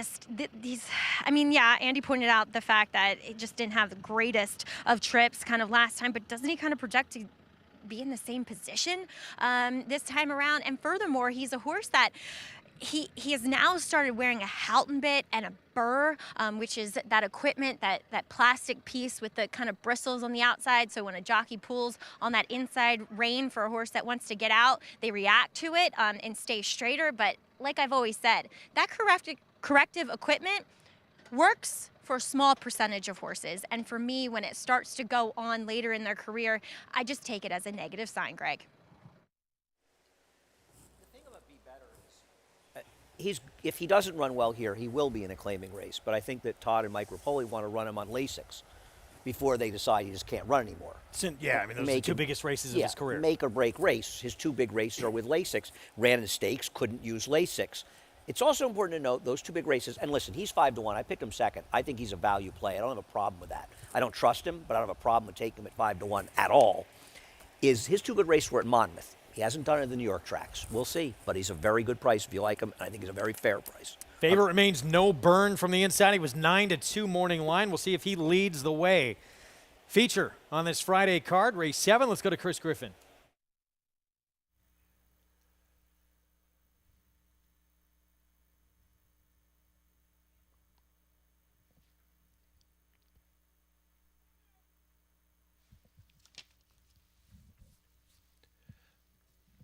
Be Better goes in, all in line, all set, and they're off. Little Demon's got speed in between horses. There is No Burn at the rail. No Burn's going to hold that rail position. Little Demon is hard sent there for Kendrick Carmouche. Will put a neck in front, but these two move quickly into that turn. Just off of them is going to be 235, who's going to tip towards the outside is in third, and saving ground on the inside there is Jorge Vargas Jr. with Locally Owned. Second to last is Senior Investment, and the early trailer is Be Better, but there's some pace to chase as they get set to work to the backstretch. No Burn is back for more to the inside of Little Demon. They're a clear 1-2. They're 2.5 lengths in front of 235 as they work to the backstretch. 23-4 was that opening quarter mile. No Burn is up by 3/4 of a length. Now rein back in there is Little Demon. As now here comes the move from 235. Eric Cancel is out in the center of the racetrack, is in that third spot. It's to the inside here of Locally Owned. They're third and fourth. Big gap now. 5 lengths back to Senior Investment. Another gap of 7 lengths back to Be Better, who's being encouraged to move forward. Is at the tail end of the field. They went 47.31 for that half-mile time. No Burn is still there. It's No Burn. Little Demon ranging back up on the inside is trying to reclaim that leader position. In between horses there is 235, and Locally Owned is progressing 4 wide coming after the leader, No Burn, who's still in front. Far back now, Senior Investment starts to tail off, and Be Better has got double digits to make up. They went 1:12 flat for 3/4 of a mile. No Burn is extending the margin again. They ranged up on the outside, but No Burn has got plenty right now. Is out in the center of the racetrack with a 1/4 mile left to go, and No Burn kicks for home. No Burn, Little Demon is now back there in second. Also trying to run on as 235, Locally Owned on the grandstand side. Be Better is launching a rally, but is far back.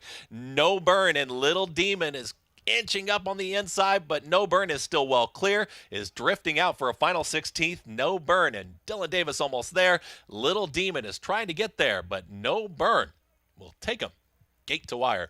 No Burn, then Little Demon. Locally Owned and Be Better up late for fourth in 1:53.27 seconds. Nice job, Dylan Davis here. No Burn not able to get the lead. Little Demon actually got to the front, and then some decisions to make for Dylan. This horse winds up getting the win. Slight second choice in the end. And it was a very good job by Dylan getting him off the rail as soon as he was able to get clear in here. And it made a real difference. Kendrick didn't have much choice, I guess, at that point, but go inside. I'll tell you, Little Demon ran very well in here. He never gave up. It looked like he might just pack it in on the backstretch. Well, I thought I was being clever with the one here, and I don't think I would. He won, No Burn, but I don't think it was as clever as I thought, because everybody else seemed to know he was going to win. He was pounding the doubles. He paid 5-2, and at the end of the day, he was just much the best. 1-4-3 finish. No Burn, 8th win of his career, and you see how wide Dylan wound up here coming down the stretch. Yeah, he wanted to get off that inside, and it definitely helped. It's funny watching the races, and it's a little bit of an illusion where they look like they're a lot closer than they are, but the one was probably never less than a couple lengths in front. We go to Oaklawn. Pick 5 underway. Pick 4 is next. Allowance optional claiming field. 6 furlongs, 3-year-olds in this spot, Joking Way. Steve Asmussen, Ricardo Santana Jr., speed outside, getting Lasix, the 4-5 favorite. We start with Coffee Caliente for Cody Rosen. Yeah, I thought this horse was probably up against it. Would have to improve off the races she's run. Big price. Wild Mule, Jerry Hollendorfer was in a stake last start in the mud at Oaklawn, struggled. I thought she makes sense in here, and her price suggests that as public agrees, but she has no speed. And I worry about he has no speed. Thank you, Greg. Straight Luck at 17-1, Tyler Bays. I'm confused about that. I'm not familiar with this sire, Straight Fire, on a horse that is going to have to improve. Obviously a cowbred. Bred by Ellen J. Foxwoods. Mo's Treasure was interesting to me, getting back to sprinting and actually beat the favorite sprinting. Well, he's got that huge number 3 races back, and it's totally dichotomous. Typical Wayne Lucas, right? Yeah. Big race, where'd it come from? Westheimer Street, won, first time out in the mud for Chris Hartman, dangerous. Right. Won against Archie Bread's first time out, moves in open company. Choctaw Zip, huge number. Yeah, Zip might be the optimal case and might prefer a little moisture in the track, too. Eli's Promise, we'll see next. A lot of changes, getting blinkers, new gelding. This horse feels like the speed, but is going to have the favorite, Joking Way, hounding on the outside, making his job tough. And the favorite, Joking Way, again, it's Asmussen, it's Santana, and a horse who showed speed against a horse who's 3 for 3 and a Derby contender for Brad Cox. He's got the right post. He's got the right trainer. He's got the right rider. He gets laced the first time. He looks like a 4-5 shot on paper. Lot to like with one exception. Steve Asmussen's not been having a Steve Asmussen type meet. Could be over for him. He might want. What do you think we should talk? We have Paulie talk to him. Maybe he should work on his second career. Could be over. But you're right. He has not been doing well. But he's got a lot of seconds and thirds. They're going to turn into wins at some point. Rare slow start for this barn, but it has been a slow start. Let's go to Paul for more. Yeah, I don't think I want to tell Steve Asmussen that he should stop training because he's doing well. Sort of like the safety from the Bills telling Tom Brady that he should retire. That's all I'm going to say about that. The guy from the Bills probably shut up until he gets a ring. Okay, race number 6 here. And when I look at the 8 here, Joking Way, listen, this horse is behind Victory Formation, behind Luga Knight. We know what happened with both of us. Luga Knight won, obviously, the stakes race up there in New York at Aqueduct, going gate to wire for Michael McCarthy.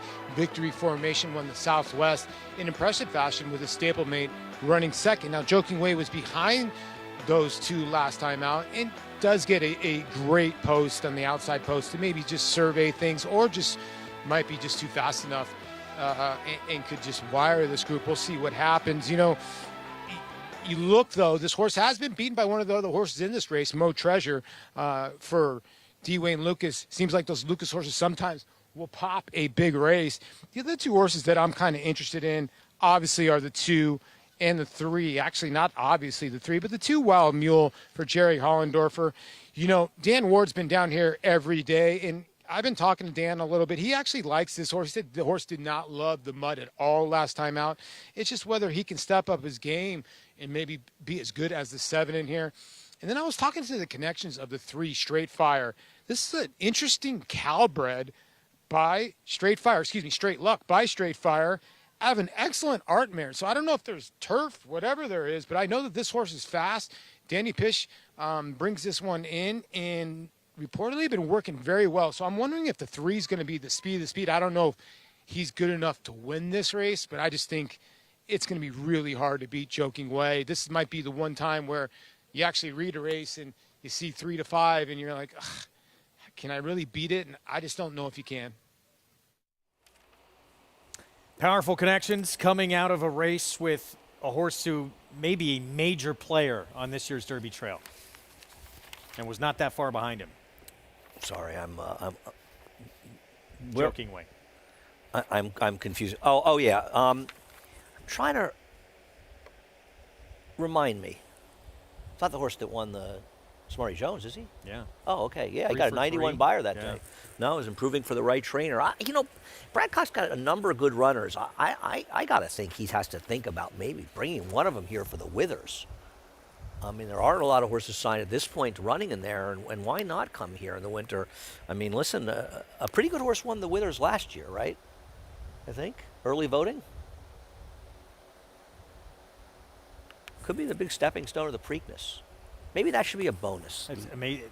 And it won for, Chad Brown. Again, it's 6 years ago, Cloud Computing. Yeah. Is that crazy? Yeah. Cloud Computing made a second start in the Gotham and finished a very good second. Here we go. Start of the pick 4 from Oaklawn Race 6. Joking's Way outside for Asmussen. Ricardo Santana Jr., 3-5 favorite.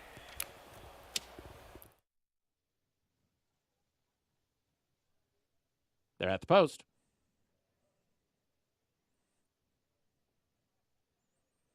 They're off. Straight Luck goes to the front from Eli's Promise and Joking Way. These three very fast. Then comes Wild Mule and Coffee Caliente. Next, it's Westheimer Street, followed by Choctaw Zip, and the trailer is Moe's Treasure. Straight Luck and Eli's Promise up the backstretch. Straight Luck, a neck in front. Eli's Promise is second, a length and a half to Coffee Caliente, third at the rail. Wild Mule and Joking Way are together, fourth and fifth and 2 off the lead. And here's Joking Way about to go from fifth up into third, and he's 2 lengths behind the new leader, who's Eli's Promise. 3 back to Westheimer Street and Choctaw Zip. Choctaw Zip's running on nicely in the purple sleeves, and the trailer is Moe's Treasure, and the leader is Eli's Promise. But Joking Way looms large in the center of the racetrack, and Eli's Promise is half ahead in front. Joking Way is second. Choctaw Zip continues to catch the eye. He's running in the center. Coffee Caliente is next. Joking Way now in charge. It is Joking Way 2 lengths in front. Coffee Caliente is taken second, then to the outside and Straight Luck. But Joking Way is just too good, and he's clear, and he's got it. Joking Way, Wild Mule into second. Joking Way in front. Joking Way won by 2.5. Wild Mule was second. Moe's Treasure finished third, and Coffee Caliente was fourth. 8-2-4-1. Odds-on favorite does not disappoint and was in perfect position all the way around the racetrack. It's tough to beat heavy favorites that are the best horses on paper, and they're sitting perfect trips in here. There was some speed, which enabled the second choice, the number 2 Wild Mule, to make a nice run. A New Jersey bred for Jerry Hollendorfer, but this was a horse that basically it was hard to see this horse losing at any point during the race. Floated up to 4-5 late. I bet it all on this horse. Empty my account. Wow, the 2 went out of 5-2. A 4-5 that was playable at 4-5. We see some horses at 4-5 that you wonder a little bit. Not that they don't win sometimes. This horse looked easily like a 4-5 shot on paper, if not shorter. Joking Way with the win in the 6th. We're going to take a timeout. We'll be back when we return. Kylie Jordan has had some big moments in an extremely young career. We'll have her story that includes already, it's just a 20-year-old, a trip to the Breeders' Cup. We'll be back.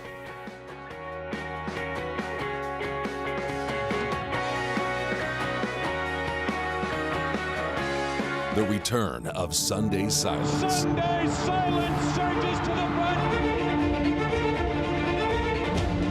It's Yoshida in front. Yoshida takes charge at the top of the stretch, and Yoshida wins the Turf Classic.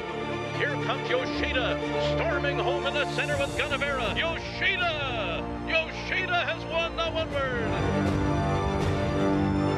The perfect balance. Yoshida.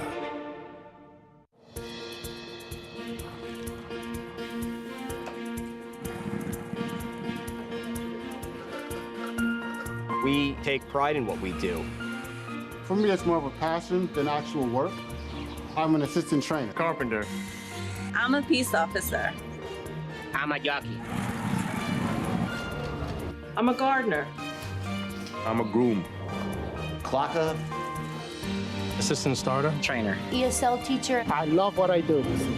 There's so many jobs that come together every day. It's a collective effort that really makes this ball go round. We are New York Racing. I couldn't imagine working anywhere else. For me, riding horses in the morning is the best thing I can do. New York Racing helps support my small business.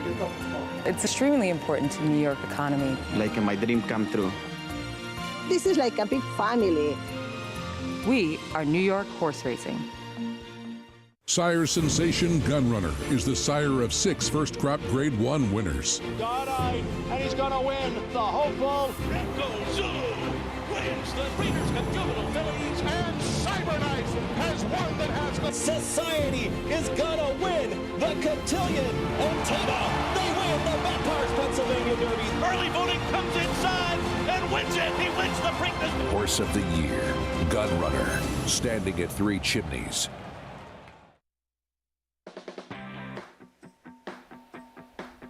We're back at America's Day at the Races. Thanks for being with us on this Friday afternoon here on FS2. Program brought to you in part by legendary Claiborne Farm. 100 years of doing the usual, unusually well. Here's No Burn. Dylan Davis did not get to the front. That was Little Demon. Had to wait. Finally picked his moment. And then paying attention to how this racetrack's playing today. Yeah, stayed off the rail in the stretch. He did, and as we showed with that replay, this was a horse that if you watch the replay, he'd clearly run a lot better in his prior start than he did. Likes a wet track, got it done. Let's head downstairs to Maggie. Here with winning trainer Oscar Barrera III with No Burn. Oscar, I remember talking to you in Saratoga with this guy. What a cool horse. I mean, he just pretty much shows up nearly every time you bring him over. Talk a little bit about the difference today. I know that he and jockey Dylan Davis certainly have a good rapport. The difference today was that Dylan Davis, sealed track, everything came together today. I kind of lost a little bit of the horse with the shipping to Churchill Downs. It took him a while to get over the shipping, the surface over there, the 7-8, to kind of messed his head up a little bit, but we were able to get him back. He worked out consecutively, like I think 3 works before this race, so everything came together, and we were able to get Dylan back on him. So Dylan just has so much confidence in him, I feel, where he can ride him on the front end or from behind a horse's as well. yeah, Dylan knows his horse in and out. I mean, if you look at his record with Dylan, he's probably, 4 wins already? Yeah. And I think 1 second, so the horse just runs for him, and he's a versatile horse. He doesn't have to be on the lead, and he can stalk. Today it was perfect with the track being sealed. It was the right thing to go to the lead. Talk about having a nice horse like this through the winter. How instrumental is a horse like No Burn in your stable? He's amazing. For a claiming trainer, small guy, I only have about 17 horses, so having a horse like this and a know-it-all Audrey, it's a dream come true. Yeah, nice little week for you so far, Oscar. Massive congratulations. Thank you very much, Maggie. Oscar Barrera getting No Burn yet again to the winner's circle. And this guy, he's 8 for 20 lifetime, Greg. Yeah, No Burn on a roll. Won 5 of his last, I believe, 9 races now. He's kept really, really good form for a long time now. And Oscar, I mean, as far as I can remember, had his best year ever last year. Nice guy. Happy to see him doing well. Lives up in Saratoga. All right, back at Oaklawn. No question who was best in this race. Familiar combination. Winchell Thoroughbred, Steve Asmussen, Ricardo Santana Jr. A couple of more wins, and his career could be back on track. I think Steve might be okay, and I see him winning for those Winchell Silks. They've had such a great relationship. Of course, racing Gunrunner together, Epicenter as well, and tough luck with him, though happy to see he's doing okay, and he's getting ready to stand stud. You believe he's going to be collecting some hardware at Epicenter soon, right? I think he will, but I think it's very close with him and Tabo. I mean, I've talked to a lot of different people whose opinions I respect that are somewhat split on it, and a lot of them voting for Tabo. Yeah, I would probably vote for Epicenter, but I could understand the argument for Taba. It's very close. 8-2-4 finish. Joking way for North America's all-time win leader, Steve Asmussen. Got the nightcap coming up in New York. And, again, can he get it done today? Horse who was a beaten favorite at Saratoga after he ran very good in the debut against a horse who came back and ran good in a graded stake at Saratoga. One of the most remarkable losses in Saratoga for the whole summer. Post-parade for you when we come back.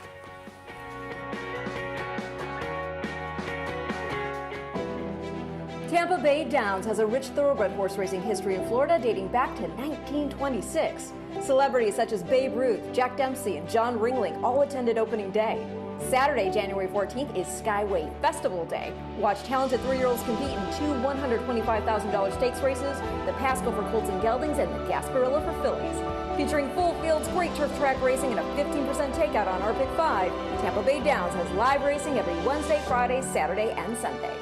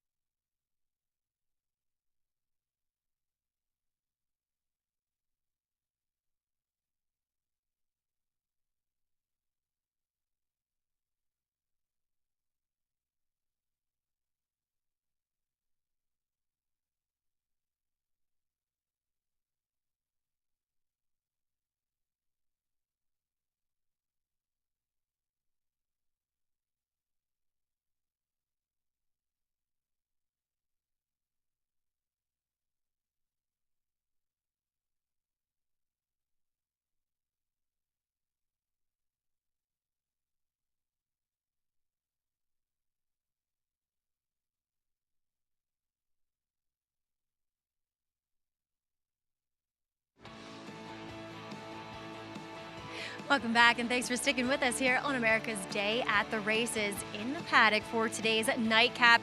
It is a maiden 40 for the newly turned 3-year-olds in here, going the 6 furlongs. And while we see Yeehaw in here as your likely post-time favorite, he has the speed to be effective. And I don't have any problems with him, though there's some maybe horses in here that have bigger question marks or a little bit more upside, as you can't have any more upside than a first-time starter. Number 1, Super Coach Fred. He is that, a son of competitive edge who actually, as a sire, hits pretty well, especially with his first-time starting 3-year-old and up dirt sprinters. He's right around between 18 and 20%, depending on which way you massage that stat.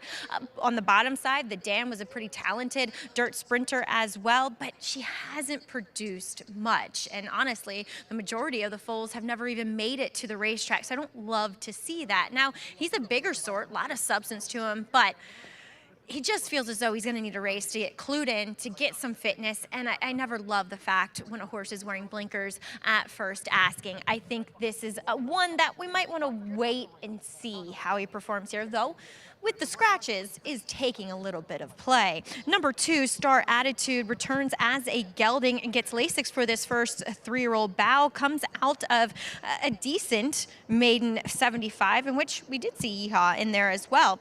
He is just so much stronger, so much more together and athletic now as a 3-year-old. With that break that we've seen from him, he is keen, but a little bit more relaxed. It's a little bit more of focus and condensed energy, which I like to see with horses in his position. Honestly, he's the one that makes the best impression on me. Now, number 5 comes in from Charlestown. We don't often see these type of shippers, but That's My Business drops out of a 4.5, where he showed decent speed, though the first 2 finishers ran 1-2 around the racetrack. He's going to benefit from getting an extra furlong and a half, bit of a taller, leggier sort, but comes in here sharp, so he might be one that applies some pressure to Yeehaw. Greg? All right, here comes our post parade. We're going to kick things off with the first-time starter, Super Coach Fred. For Bruce Brown, Dylan Davis. I'm putting Maggie on alert. I want to know who Fred is. As do I. I want to know who Super Coach Fred is. All right, 2-1 next door on Star Attitude. This is start number 4. New gelding gets Lasix as well. Yeah, I get what Maggie's saying on paper. Obviously, this horse and the 8 are the 2 horses, but did get easily beaten by the 8 at Saratoga, but hasn't run badly since, and the 8 has. Charlestown shipper, the 5 here, ran it in a straight maiden race there and took some money. This horse was in an all-out drive the entire race at Charlestown last time, for whatever that's worth. Sways in My DNA. 68-1 in the debut against Better. I'm very impressed how that name just rolled off your tongue, Greg. It didn't. Did you hear the pause? You fooled me. You should have just kept the lie going. It was working. Iya, who somehow had a clear lead, Saratoga, second start, dropping a class, got beat. And when you miss opportunities like that, sometimes it's tough to get back to that spot. Well, it was my favorite race of the year. It's the biggest score I made all year, so I enjoyed it, but I agree, remarkable. But then he tried maiden special weights, and he ran 7 furlongs, and he couldn't make the lead. Then he was a total runoff, and then an impossible spot last time as well. Listen, I picked him when the race was whole, and the 4 was going to be a heavy favorite, and I wanted to pick against him. Then you get 3 scratches, including the heavy favorite, and now he's even money. I wouldn't bet this horse at even money if this was stolen money. Having said that, I'm not making a big case against him. I understand why the 2 could improve off the layoff, but he couldn't beat him this race. This is a remarkable loss. I mean, on the lead, it's over and done, right? Well, I had bet on the horse who ended up winning, and I was just praying he could hold second because he was a Wayne Lucas horse that looked finished. And he came back on to beat him. And yeah, like you say, you got to win when you have a chance. I still think he's the horse to beat, but man, he's a tough guy to take at even money, isn't he? Yes, he is. It's a little faint-hearted. Lowest level, though, he has been at yet. We'll see if he gets it done. Kendrick Carmouche will be aboard, and he's the one to catch as well. Let's go to Jonathan. Yeah, guys, this kind of feels a little bit like the 5th. Same kind of idea. I'm going to pick the 8, but I want to talk a little bit about the 1 on the rail that's taking some money. Look, this horse is taking money because most of the people don't want to lean on the horses that have already run. The 2-Star Attitude and the 8 Aha. You just don't want to lean on these horses, so you start trying to get creative. The problem is, just like the firsters in race 5, Super Coach Fred, Bruce Brown is 2 for 22 with first-time starters and maiden claiming races. He's 5% in his career with first-time starters. And of those 22 horses that tried maiden claimers, for the first time, only 3 of them hit the board. Like I talked about earlier, they don't run well fresh. I have no interest in this horse at 7-2. Give me the outside horse, who I think is going to be very similar to what we saw with George Weaver's winner in the 5th. They're just going to go towards the front, and it's just a battle of attrition. It doesn't matter how fast or you're going late if no one's going faster than you. And I just feel like the 8's going to be too far in front based on the speed this horse has shown and the talent that's going to be behind that one. I just think that there's a chance that he'll hold on. But the real question is, I got to know, is who's Coach Fred? Coach Fred, JK, as I found out from trainer Bruce Brown, is just one of the owners. He coaches youth baseball, so hey, maybe you can get Austin up, we can get Grace, and Fred can coach them with a little Saratoga Summer League going on. But I agree. Like I said, I'm taking the wait-and-see approach with Super Coach Fred. But I'm going to take Star Attitude in here. His lack of speed scares me a little bit in here because Iha, who else thinks of, I'm not exactly sure how to say it, but I always think of the Outkast song, Hey Ya, when I see this horse's name. But anyway, Star Attitude, I just feel as though with that kind of, makeover with him being a gelding, now getting Lasix, and 2, they've cut back the blinkers a bit. He was more closed in last time out. Now he's just wearing a very, very short cheater cut blinker that maybe he actually does get a little bit more involved because he looks like a horse that should be not on the front end here because he's obviously not that tight, but just closer. And I just think with gelding, that's also going to propel him out of the gate a bit quicker too. Greg? How about Paulie? I think Paulie would like to be part of that. I heard Paulie knows how to play baseball, right? He would be in that. He would love to be part of that. I heard Paulie gave a little hitting seminar for some Little League players back in Kentucky.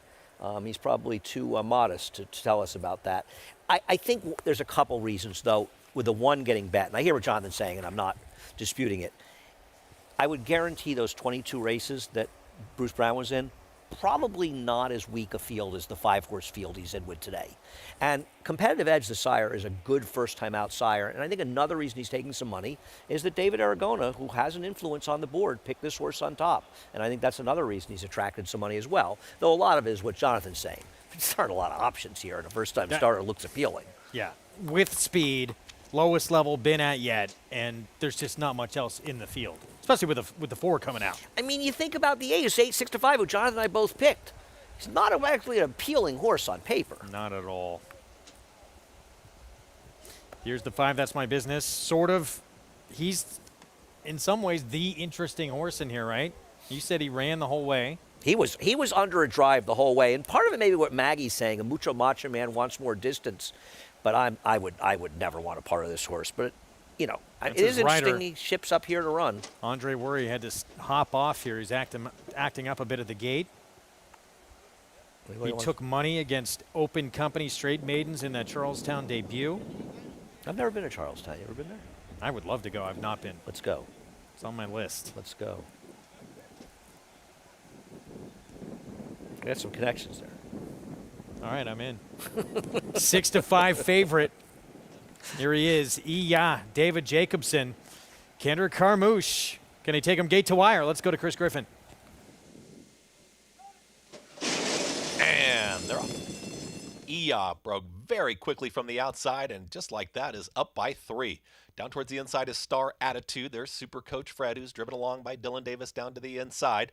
Outrider's going to be Sways In My DNA. It's a lineup of 3, and behind the leader, who's well out in the center of the racetrack, it's in front. The trailer is That's My Business.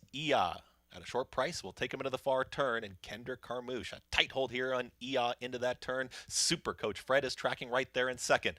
22 and 3 for the opening quarter mile. Is well in command, is up by 2. Super Coach Fred still in second. Right back there comes Star Attitude in third. Pretty strung out here as Sways In My DNA is ranging up on the outside from fourth and far back now. That's My Business. Iya's got the lead. Now tipping to the outside is going to be Super Coach Fred. At the top of the stretch now kicks for home. 46 and 4 for a half-mile time. Is still the target, and is striding away here for a final furlong. Super Coach Fred does continue to chase out in the center of the racetrack, and has not put away Super Coach Fred yet. Needs the line. Super Coach Fred on the far outside. For a final 16th. Super Coach Fred. Super Coach Fred. Wins the finale. Super Coach Fred, then came Sways In My DNA. Star Attitude, and That's My Business in 1 minute 13.73 seconds. Never gave you the feeling that this was a done deal, even as sharp as he broke. I mean, he was like a rocket out of the gate, put some separation between this field. Some anxious moments. You said to me that he beat the gate. I said, no, he just broke well. And he was just so much more professional at the start. But even Chris Griffin, the announcer, who doing a fabulous job, may I add, but you could see that he was aware that no lead is safe for and both you and I thought this is going to be a long stretch for him and that Super Coach Fred could catch him. Super Coach Fred was ready to run today. He just was second best to Eon. I'm just excited that I could join Jonathan in getting a short-priced horse home together. You know, it's kind of an emotional moment for me to share this 6-5 with Jonathan. Well done, you two. Yeah, I'm really proud. I hope Jonathan's quietly proud, whatever cellar he's hanging out in. 6-5 favorite. Horse to catch on the front end. Why couldn't he have done that at Saratoga? Thank God he didn't. You kidding me? 8-1-6-2. In the finale, I believe that pick 5 coming over just over $1,000 to So what did I say, about 300, and then we got about 1,000 into him, so about 2. What'd you say it was? We'll reveal just over, just shy of 1,100. That's Post parade. About twice the parlay. At Oaklawn for the 7th here, 6 furlong sprint, allowance non-winners at 2. Sinner's Sin, interesting, I think, coming off the bench, had a win. December 17th. I guess it's just a question how you feel about horses coming off of wins in maiden races. Timeform US had his last win rated very highly. Osborne, Ron Moquetness, some big figures. I thought he was the horse to beat because he's running some tough company coming off a freshening. Asmussen, Santana with Skelly, New Gelding. Well, I hope we're going to show the replay of his last race because this horse had an insane trip, and he is the horse to beat. Ignitus for Dwayne Lucas. Had a big figure in the slop 2 back, did not back it up next out. That is Wayne, right? 1 for 20 with 9 seconds and thirds. Efficiency, former Chad Brown runner who just missed in the debut and then won by 11 lengths in the slop. This was a Klarovich runner that looked like he could be the goods in his first 2 starts, and he just went completely the wrong way. Sold at Keeneland in November. Sparty Sense, Mike Maker runner with Isaac Castillo. Ran his best figure yet last time, buyer figure, second best I should say, but he's got to improve. And Duet Machina getting back to sprinting, and the sprint race was actually pretty good. I know it was a 30 maiden claimer at Churchill, but got a decent figure. Yeah, he's a little bit interesting cutting back for this race after he ran a decent fig Cut first time below out, this group. but he just doesn't feel good enough. That's the problem. All right, this so let's is wild. see Skelly and what happened in that out of the gate back on December 10th. And keep in mind, you can see he's on the rail, I believe, right? Yeah. On the top, and you'll see what happens as he gets forced in badly at the start. And look at how badly it's steadied again. And you can see that he's actually off the picture right now. Watch the head on at the and top. watch this. I mean, watch this run. There is trouble and there is trouble. I mean, this horse, he's what, 6 to 8 lengths behind the leader? And in about an eighth of a mile, they went 22 and 3. He must have gone like a 10-second second quarter to get there. Obviously, it didn't work out, but after the start, complete disaster. So if you're asking yourself, well, what happened last time? That's what happened. I mean, that's like significant. My jaw dropped when I watched that one. You don't see that kind of trouble too often. Then the horse to run up like that. And had not run a bad race in the 3 starts prior. And the suddenly hot Steve Asmussen barn. Rejuvenated. Rejuvenated, right. Career back on track. 3-2 favorite on Skelly. Let's go to Paulie. Oh, yeah. What have you done for me lately, right? Rejuvenated. Let's start with the 2 Osborne. When you look at Osborne, he's the kind of horse that needs pace in front of him. He's 1 for 9 lifetime with 4 seconds. But you start to look into his PPs, you see St. Tappet. Now, St. Tappet was a horse, obviously, Harb de Grace is the broodmare of that horse that they thought was going to be something special. Went to Churchill Downs, disappointed, then came back and ran okay. This horse actually lost to Howling Time. I would think that's Dale Roman's first or second best horse. You see Barbara Road in there. Now, Barbara Road did come back and not run well. You see Happy Jacks. I mean, so you see a lot of good horses or solid horses in Osborne's lines. And, he's got the best numbers in here if you are a sheet number player because he's the kind of horse that runs his races upside down. And what I mean by that, he comes from out of it a little bit. The 3 Skelly, when I opened up this form last night, I said, I think this horse is a lock. And I hate saying lock because they usually lose when that happens. But, when he came on the racetrack, I don't know what he came on the racetrack last time with the blinkers, but today they are full cut. I mean, like they are completely, his whole right eye is completely, I would say, blinded. I mean, they're not half-cut cheaters. They're nothing like that. They are full blinkers. And I'm wondering if they put the blinkers on last time. Don't know why you put blinkers on a horse that already had speed, but they're going to stick with it. And like I said, he has not shown that he's lugged out, but that blinker on the right eye kind of worries me a little bit, although I think the 3 is by far the horse to beat in here. If he can break from the gate, he could be long gone. I'll give a little bit of a look. I get it. 1 for 20 lifetime. But I like the 4 Ignitus a tiny bit to pick up the piece. I don't think this horse can win the race. I think this is between the 2 and the 3. I think the 4 can come rolling late with Martin Garcia. Martin seems to get along also with Mikel Michel, with Lucas's horses, and he's been patient. Usually Martin's an actually ascend kind of guy for D. Wayne, but he came off the pace with this horse, and I think coming off the pace in this race could result maybe in 3rd or 4th. But I originally had this race cold 3-2. I'm a little bit worried about the 3 and that blinker, but if the 3 gets out of the gate, I think this race could be over. And the public seems to agree, yeah, it's 7-5, so we'll see if it's a better beginning for Skelly. Doesn't have to deal with a rail today, at least. Yeah, and I think it was a function of, A, breaking the rail and the slop, but also the 2 horse coming in on him. Yeah. Don't forget, it wasn't like he was the one, the architect of his own demise in there. He hasn't had trouble breaking before. Obviously, you always worry about speed horses. I'm with Paulie. To me, it's a 2-horse race. I had the 4 as kind of a pick up the pieces for 3rd, maybe, but I think the 2 and 3 are head and shoulders better. You ask yourself when you look at it, Ron McQuaid has the 1 and 2. The 1 can use speed and go after the 3. It helps the 2. But do you want to sacrifice the 1's chances? He's not really as fast as the 3, and the 1, of course, is owned by one of the owners of Oaklawn Park, Louis Sella. Yeah, for the home team. Look, it was a near 7-month layoff and took a big step forward. Sinner's Sin, the 1. Yeah, no, he ran last time, and if you look at Timeform US, they have this horse running very well. They have a big figure. Obviously, they felt the pace scenario. This horse ran a giant Timeform US figure, for what it's worth. And it definitely gives him a chance and makes his 10-1 an overlay. The problem with him is that the winning trip isn't really there. The winning trip, in theory, for him is to let the 3 go and hope that the 3 doesn't finish the deal, right? Because if you duel with the 3, maybe you help the 2, but the 1 is... even with the move forward he took, he'd need to take another move forward. Exactly. If Skelly brings his A game. So, Osborne the 2, Skelly the 3. Most believe it's those 2. The other horse taking in money here, who's interesting, Efficiency, who looked early on in his career when he was with Chad Brown. He might have a future. No, I agree. And I mean, he ran against a very tough horse in his next start, the dirt. They took a shot on turf. He wasn't a turf horse, but he looked like he was going to be the goods. And they liked him early. Remember that Chad liked this horse a lot, and it just didn't pan out. It's a tough game. A gun runner. Sold for only $40,000 at Keeneland. There's the big favorite stepping in, Skelly. Going to get the jump on this field. New gelding.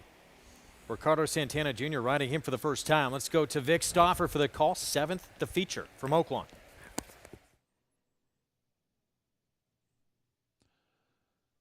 They're at the post. They're off. Osborne and Sinner's Sin both outbroke Skelly, but Skelly's on the move now and puts his head in front. Efficiency is next, then to the outside, and Sparty Sense with Deus Ex Machina. Now Osborne is third last, and the trailer is Ignitus. Skelly and Sinner's Sin, and they are flat flying up the backstretch. Skelly's a neck in front. Sinner's Sin is keeping him honest and maybe trying to soften him up for his stablemate Osborne, who has moved up into third, and he's on the move. Efficiency and Sparty Sense have 5 lengths to make up. They are 3 in front of Ignitus, and the trailer is Deus Ex Machina, and Skelly has had enough of Sinner's Sin, but he is about to be confronted by Osborne. And here's your race at the top of the stretch. Skelly a neck in front. Osborne runs alongside him. These 2 have opened up 4 lengths on Sinner's Sin. Efficiency races in fourth, top of the stretch. Osborne outside. Skelly inside. They are shoulder to shoulder, and Osborne is just in front. Skelly is trying to battle on, but Osborne's too good. And now Osborne takes command, and he's turned away Skelly. Then comes Efficiency. It is Osborne clear to the wire, and now he's just running up the score.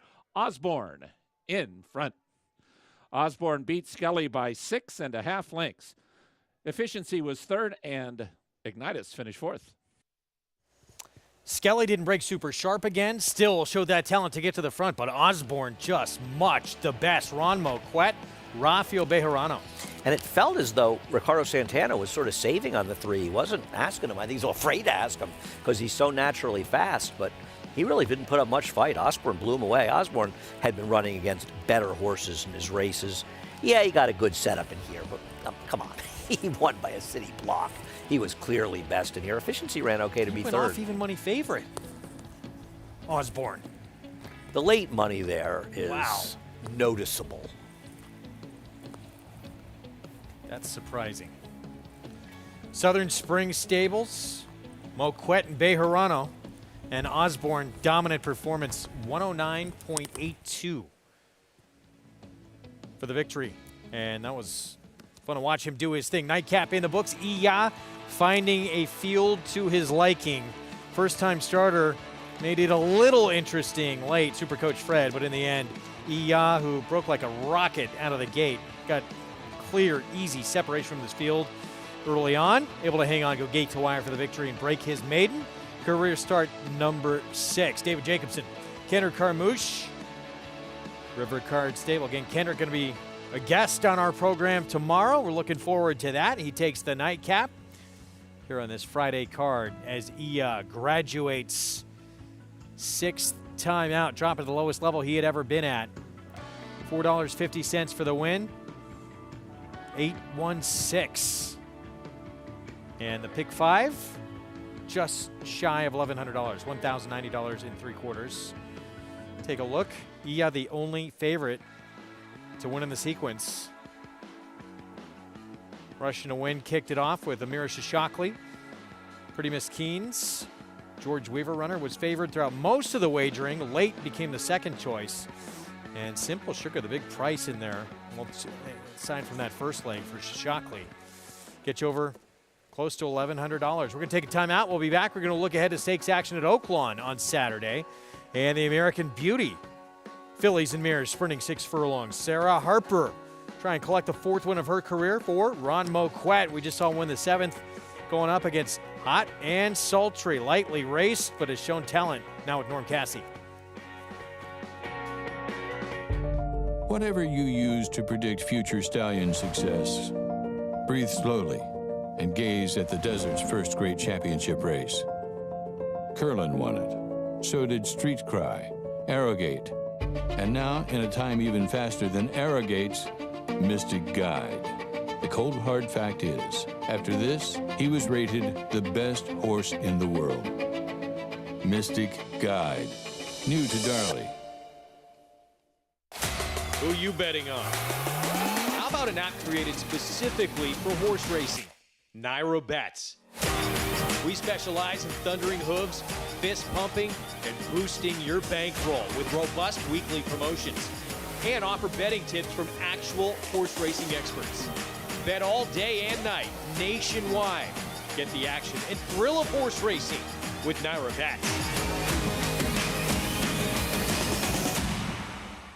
The Factor, a top 10 General Active sire in 2020.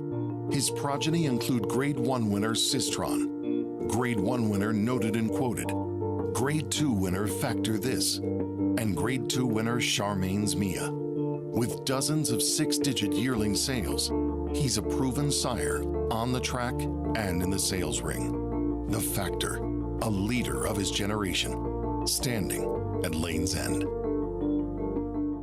Racetrack Television Network brings you every race, from every track, on every screen, every day. With monthly packages starting as low as $5, RTN gives you great value and access to more live HD streaming and race replays than anyone. Visit RTN.tv today to sign up and watch on almost any device, including Roku and Amazon Fire. RTN has packages that start at $5 per month.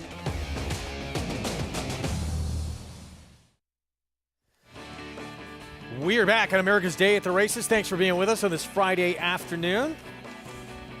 Program brought to you in part where you can play all the action in Naira Bets. Go to nairabets.com, bet any track, anywhere, anytime, including what we have remaining today. And this stakes race we're going to take a look ahead to on Saturday at Oaklawn. Fillies and Mares sprinting 6 furlongs in the American Beauty. And you and I were just talking off air. Philly, we thought was going to be really good at one point. Started off so strong. Sarah Harper was very precocious for Ron Moquette. Hasn't quite panned out, but is coming off a figure getting back to one of the top figures she ever earned. And if she can be comfortable rating in here, she's a very likely winner. And the way the Ron Moquette barn is going right now at Oaklawn, it'll probably happen. But I think it's reasonable to worry a little bit that she's not at her best when she can't make the lead. And there is an abundance of speed in this race, but there's really not any closers. There's only one, the Wayne Lucas horse, who appears to be overmatched, the number 4 horse in here, and a little dark in the stretch, but she ran fine, but once again, not able to win without the lead, and I don't see how she makes the lead in this race. Was a pretty good filly she was chasing, a pretty birdie. Absolutely. Become very good for Norm Cassie. When she's good, she's very good. Hot and Sultry, meanwhile, she's more lightly raced, put together back-to-back wins at Oaklawn and Churchill beginning and middle of last year. This will be her first start, I should say, as a 4-year-old filly. And speaking of Norm Cassie, and of course, pretty birdie, Mary Whitney Stables. Listen, she ran to Uguri last time. Uguri was a legitimate stakes horse last year as a 3-year-old and has a chance to be a nice horse, actually. I think she's a horse to sort of keep an eye on that is not getting much attention as now a 4-year-old. I thought she ran very well in defeat. She just ran into a better horse than her. But she's a speed, and she's committed, and there is abundance of speed outside of her. It's very hard for her to rate in this race, and I worry that she's going to get up in the pace. The problem is I can't make a lot of strong cases for the other one. I think it's a very tricky race. Well, Perfect Happiness, she's quick, but one of her best wins, she actually sat off the pace, and she beat Sarah Harper when she did it. And if she can find a way to stalk in here, then she can get it done. I mean, I'm not going to discount the possibility of any of these horses, and because I think both favorites are vulnerable because of the pace, and I'm always willing to look at other opportunities in here. The American Beauty. I'm going to say it's named for the Grateful Dead album. One of the greatest albums ever made. American Beauty. Okay. It's a rose, right? Is it not? American Beauties? I believe they're rose. I was thinking the movie.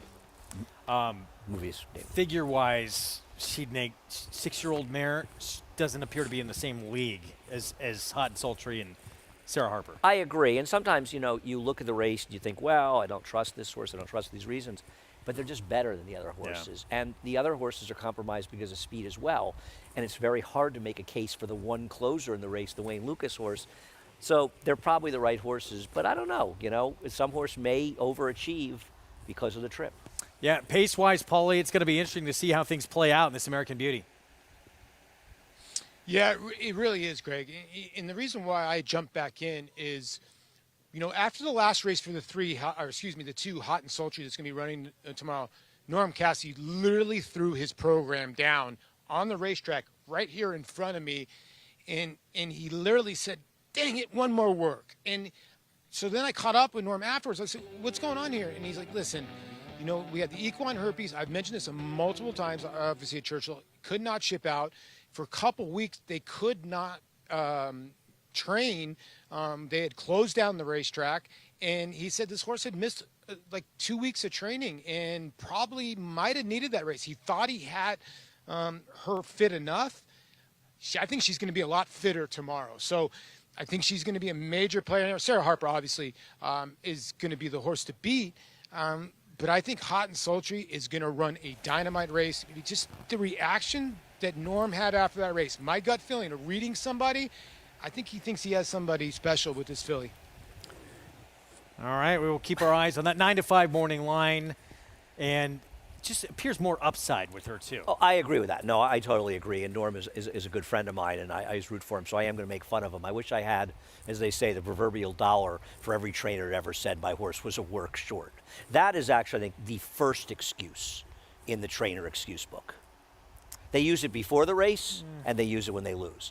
Doesn't mean she wasn't a work short, but that is the favorite. I think that if it was like Family Feud, that would be a great topic on Family Feud. Trainer excuses if you had like a racing Family Feud.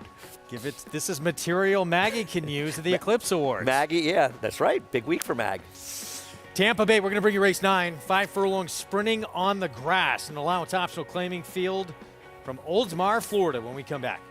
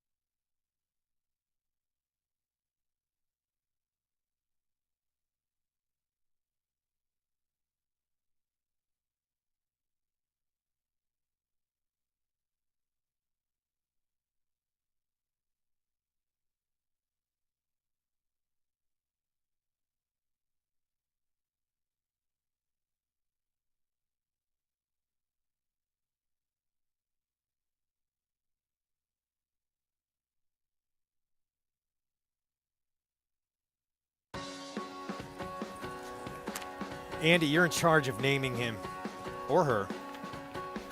Yes, I'm not able to pick out the sex of an alligator. It is an alligator, right? It's not a croc? Not only can't I figure their sex, I don't know if it's an alligator or crocodile, but I know I don't want to be near it. Though. Yeah, that's a good call.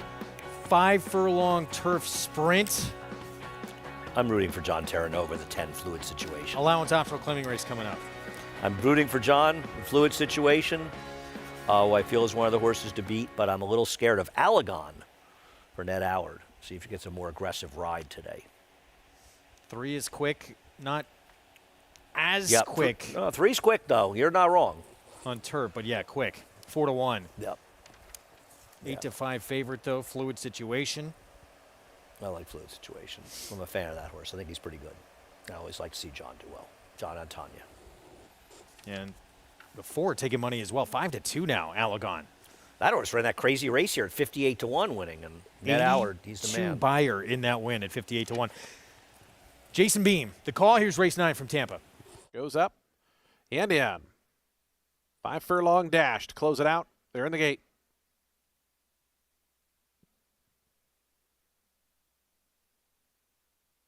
And the race is on. Caught him in a very good line. That's a fact, Jack. Bowls right out to the front. Quickly opens up 3/4 of a length. Now a length on fluid situation. The favorite who is away in second.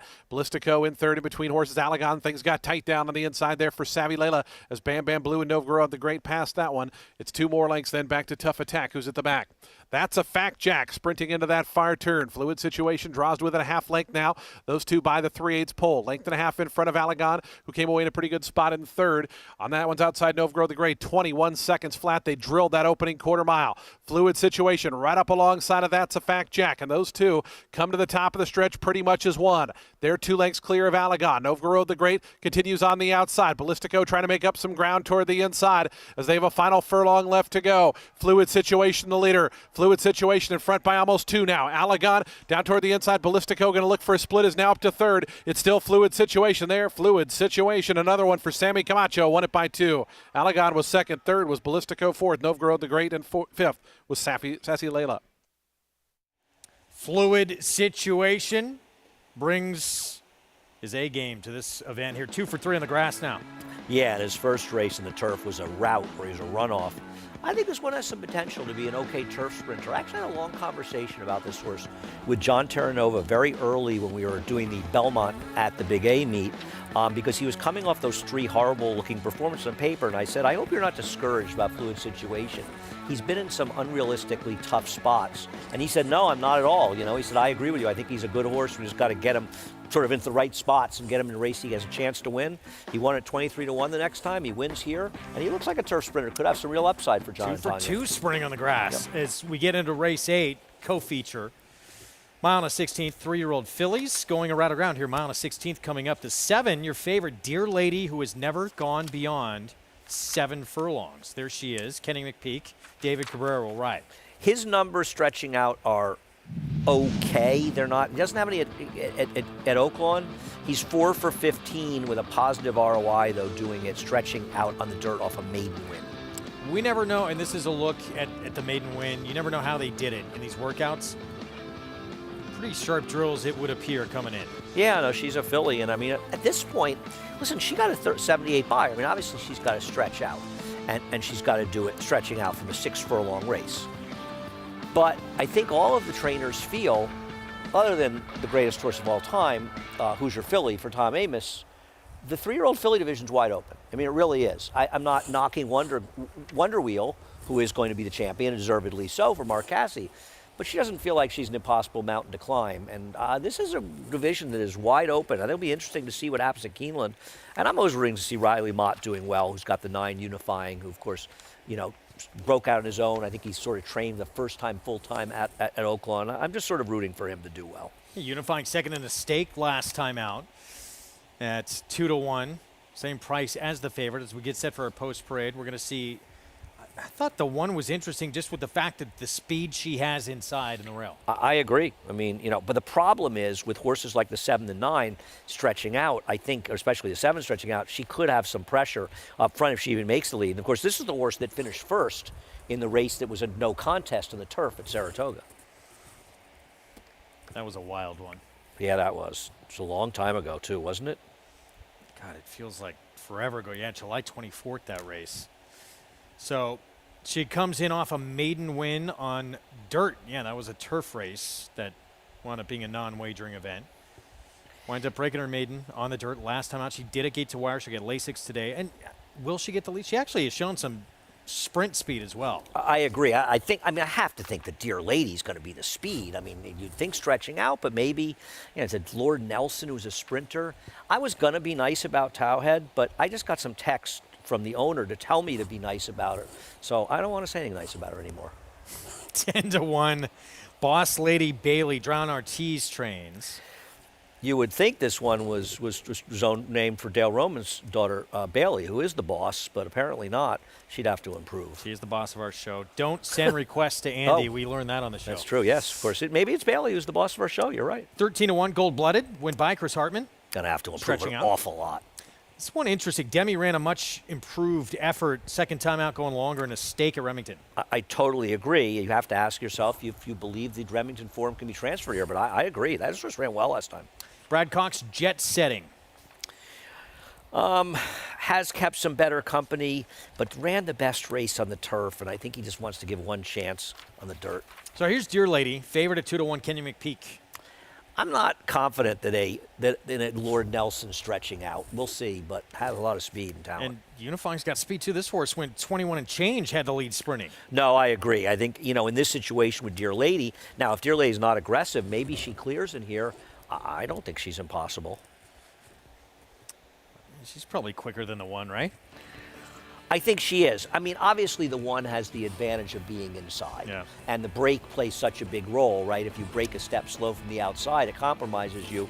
But on the other hand, with the one, Towhead, maybe she's better off trying to rate. And the problem is, though, you look at her races, and she seems to be a horse that might need to lead.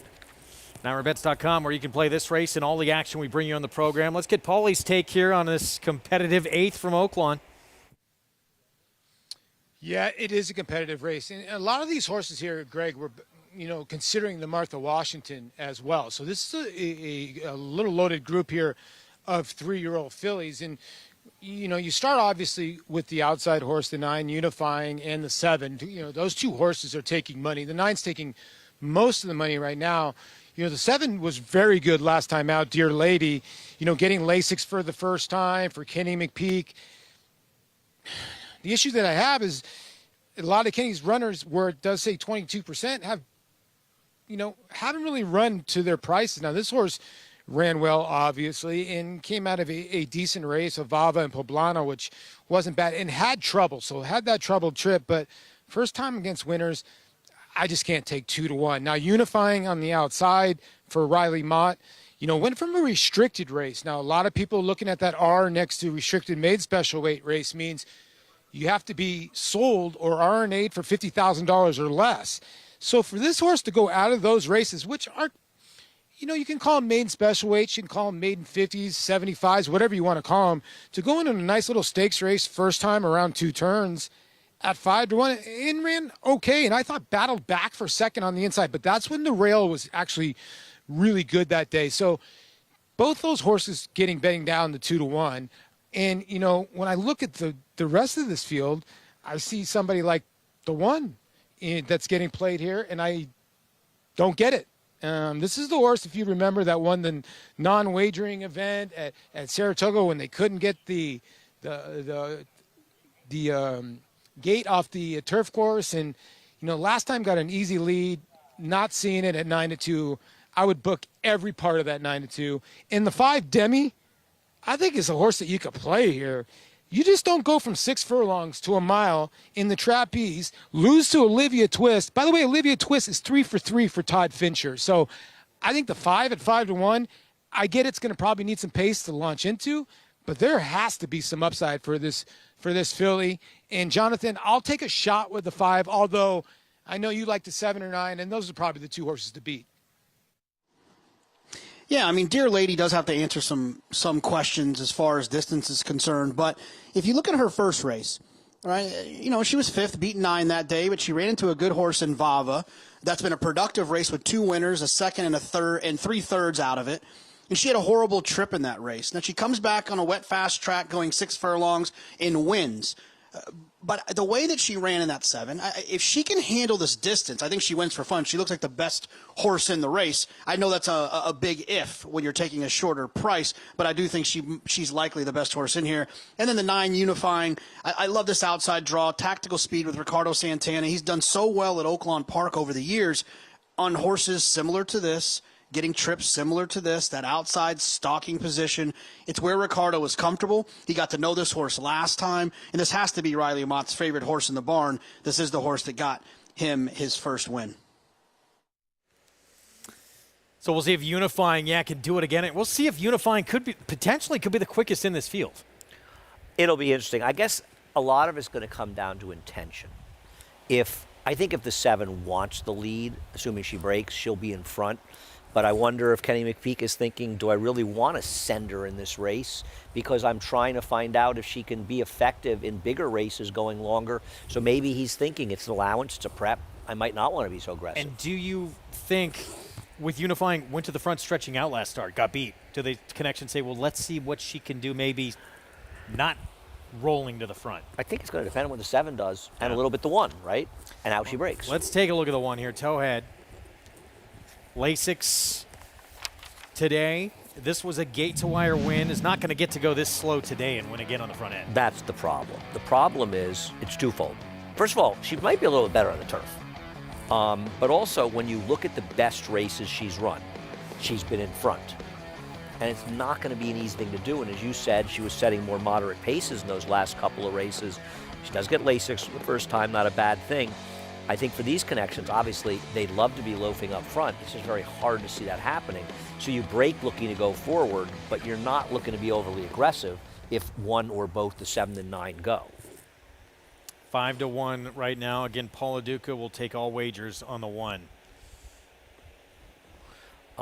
Paulie's against the 1? He said he'll book all the money. Okay. He is highly against the 1. I don't, to be honest, I think the 5 and 1 at the same price, the 5 Demi is a much better bet. Yeah, let's talk about Demi for a moment. So 6-1 now on Demi. We all see, and Paulie mentioned it too, we all see the upside with this filly. Wins sprinting, first time out from off the pace, and runs a very big effort in a stake against a filly. Paulie mentioned is 3 for 3 now, undefeated, Olivia Twist. Well, Olivia Twist ran a 76 Beyer in her debut, an 82 the second time, and she dropped back to a 75. But what that says to me is it's a legitimate fig. You know, she's a legitimately talented horse, and Paulie agrees, obviously. Like Deputy improved off a maiden win, but that's not surprising when that happens. A lot of times the Remington form has not been as effective at Oaklawn, and shippers, you know, we see it here in New York. Tough to ship in sometimes. I don't know if it's a race over the track, sometimes just the different circuits, different competition, but Demi lost to a real horse. And let's be honest, all of the 1, the 7, and 9, who are the 3 shortest prices, they're all speed types.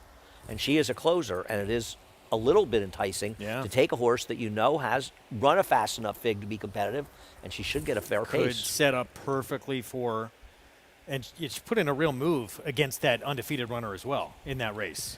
I thought she ran well in that race. She did flatten out a little bit at the end.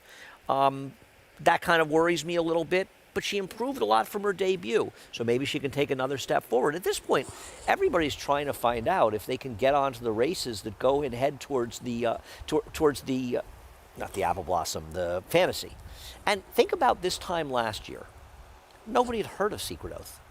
Secret Oath might have even run in this non-winners of 1 because she ran around the end of January in a non-winners of 1 and just blew the field out. And all of a sudden, I don't think you were here, Greg. I think I was here with Lafitte. And it was like, wow, there's like a new name on the scene. And then suddenly, 3 races later, she's winning the Kentucky Oaks. Well, Dwayne Lucas was thinking Derby for a little while. She was running so big. He's always thinking Derby. He wakes up with every 2-year-old in his barn and says, that one's a Derby horse. You gotta admire Wayne's optimism. After so many years in the game, he maintains that optimistic attitude, and it's one of the many things to respect and like about Wayne. 9-5 favorite, despite all our talk about these other interesting runners. It's Kenny McPeak's Dear Lady, the 7. Stretching out beyond 7 furlongs for the first time here. 2 sprints, and now start number 3. Gets 2 turns. She's the one to beat on the board. 3-year-old fillies, mile and a 16th coming up. Can the winner stamp herself as a contender to move on the road to the Kentucky Oaks? Let's go to Vic Stauffer for the call. Unifying.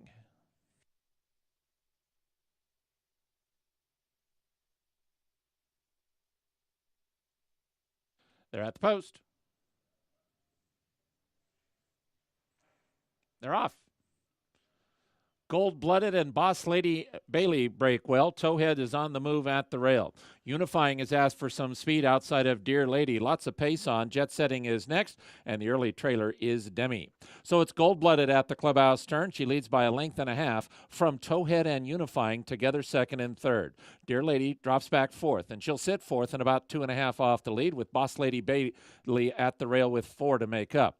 Then comes a tugging Jet Setting. She's in the pink and about 5 from the front, and then 5 lengths last to Demi as they head up the back stretch, and the leader is Gold-Blooded. Gold-Blooded, 3/4 of a length now from Unifying, who is perfectly placed by Santana. No excuses for Unifying. Towhead is third at the rail and 2 from the front. Dear Lady is moving up on the outside, and here's Dear Lady within 2.5 of the front.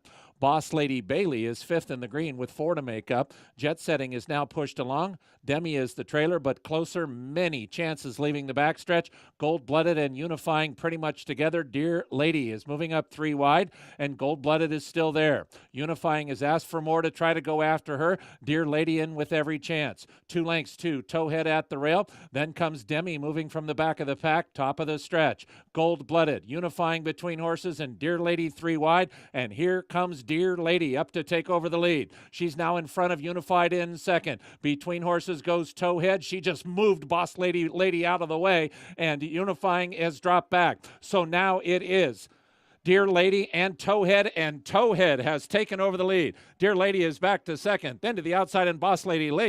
It is Towhead in the front. Towhead won by 3.5. Very close for second between Dear Lady and Boss Lady Bailey. Demi finished 4th. Towhead crosses the wire first. Is this result going to stand? We'll have to take a look at the head-on. I don't think that this horse is coming down. I mean, you'd have to see the head-on. First of all, I don't like when announcers get that demonstrative about it. Let the stewards do it. Yeah. She found some room. I wouldn't say, you get a little bit. I understand it. We all do watch the races. And a lot of times we watch races and we think, oh, that horse caused a foul. And then you watch it again and you go, nah, not really. Let's watch. Let me say something else. Right before she does it, doesn't the horse in front drift in front of her? If we watch it again, watch the horse in the blue cap. And I'll say something else. Didn't the horse in green pick up second on the outside? That might be big, because if she did not, it for sure cost her replacing. And I think she did get second. Can we watch? Ooh, I think she did. If you have the winner, you're hoping she did. But watch the horse in front of her. She drifts right a little. Well, I don't know. I'll be honest with you. I wouldn't take this horse down. And I'm going to be surprised because I don't think there was was there a lot of contact there, Greg? Definitely carried that filly out. A little bit, yeah, a little bit. I'm not, I don't know, man. And I'll tell you something else. The shadows don't make it easy.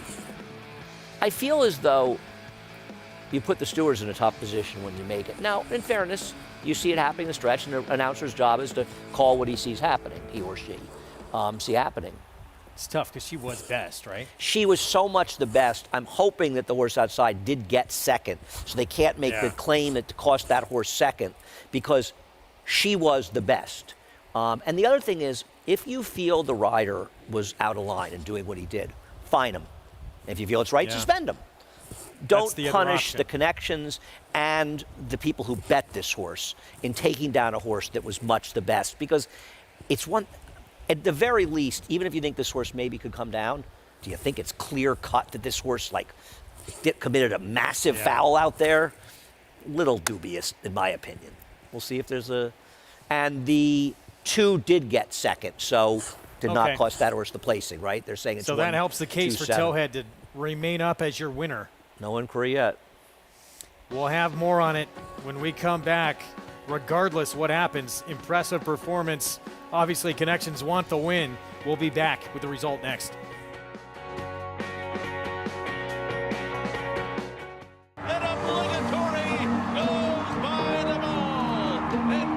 Here comes Malathaat. Here comes Clariere on the outside. They're coming to the finish, and it's got to be Clariere. Nest, looks the best. She won by better than 10 lengths. Cody's Wish on the outside. Cody's Wish with the upset in the Fargo. Malathon grabs the lead in deep stretch, and Malathon has won the Personal Ensign Stakes. Curling, the classic sire. RaceLens is the most in-depth product in horse racing with unique features found nowhere else. True odds, predictive analysis, and pace projection. RaceLens. It will change the way you follow horse racing and take your game to the next level.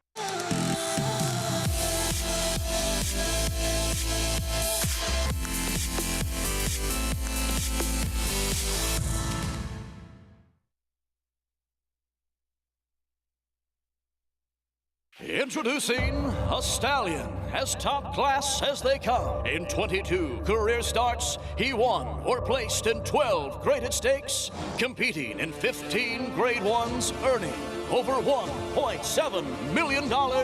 His undisputed speed is evidenced by 7 100-plus buyer speed figures, a 3-time grade 1 winner, Raging Bull. Now more than ever, it's time to get with the program. When shopping for your next race prospect, consider that New York breds start with an advantage. Our New York breds run for serious green. At Saratoga Race Meet, New York bred maidens run for up to $88,000. New York bred allowance horses run for up to $100,000. And New York bred owners can collect awards of up to $20,000 per horse per race. So get back with the program. Seriously. We're back on America's Day at the Races, program brought to you in part by Hillendale at Alapa. Little drama in the 8th right after we went to break. Trainer's objection. In the end, the stewards say no change. No change. And we'd like to get Paulie on the show, but we hear he's leaving the state now. He booked all the bets on this horse. He did an Andy. We've not been able to find him since. He ditched his microphone and all his equipment. He was last seen leaping over the fence, actually. He was like he was stealing home. $10.20 for the win. Mike Maker, Pura Vida Investments, Isaac Castillo. She ran big here. Oh, I agree. She rated comfortably, got a very good trip, but she showed that she could rate. And the other thing is, Kenny McPeak found out with Dear Lady that she can't rate and win going long. So he got the answer he wanted. So either he keeps her sprinting, where she may have a future, or he's going to have to try to send her the lead in some route race because she's not winning rating in a good field. Definitely was contact there, but not enough to make any type of change. Result stands. Let's go to Paul Duca with the winning rider. Yeah, with winning rider here, Isaac Castillo. I actually got to talk to Christian Torres before the race, Isaac, and he said, no, I had a dead horse. Explain to me what was going on there. Well, my horse got the hole over there, so the horse in front had coming out a little bit, so I had to keep my horse in the same hole. So they look like coming outside a little bit, but no. Yeah, the crazy part was Christian wasn't claiming foul. Were you surprised that the trainer? He surprised me. So you and Christian had no words going down the stretch at all? No. By the way, 2 wins on today's card. Confidence is starting to build in the Afsison barn, getting in some of these barns, Isaac. Another W's today. I mean, you're starting to rise a little bit. Are you starting to feel more and more confident? Yes, what I say, thank you, training and owner, for giving me the opportunity. I feel a little confident in the horses. The ride is nice horses. Well, keep it going, working hard.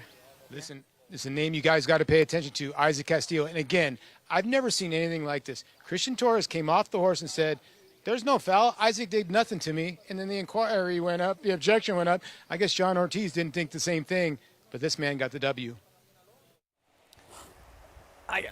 If your connection's in that situation, you got to take a shot, right? I believe that John Ortiz was right to claim. Yeah. Because there was something happened in there. And just as I believe the stewards, especially with the announcer, one of the things when the announcer makes that claim, I can understand why the public's saying, well, something obviously happened there. The stewards have to look. Even if the stewards say, we don't think he's coming down, let's look for a minute and a half. Nobody's hurt by them looking for a minute and a half, which is basically what they did. And so I respect John Ortiz for making this claim. I don't think it was a frivolous. We've seen far more ridiculous claims made than this one. This one was worth looking at. They made the right call ultimately. Which Claim is really, of foul. We've seen crazy claims of foul. This was a legit claim. Just stewards were right. There was in a leaving bump, him up. no question, but not enough to make a change. Towhead impressive in the 8th. And I think the most impressive thing about it, doing it a different way. Yeah, a good ride. I mean, the horse completely did everything right in this race to win. A very, very good ride. A good trip, but a good ride and a way to use the rail for position. Nightcap, 6 furlong sprint, $20,000 maiden claiming race. Eternally grateful the 11 taking plenty of support. Well, New Gelding gets Lasix. When we come back, this young lady, very early on in her riding career, has made a lot of people take notice. Kylie Jordan, we're going to see her in the Nightcap on Santino's Fantasy. We'll have her story when we come back on America's Day at the Races.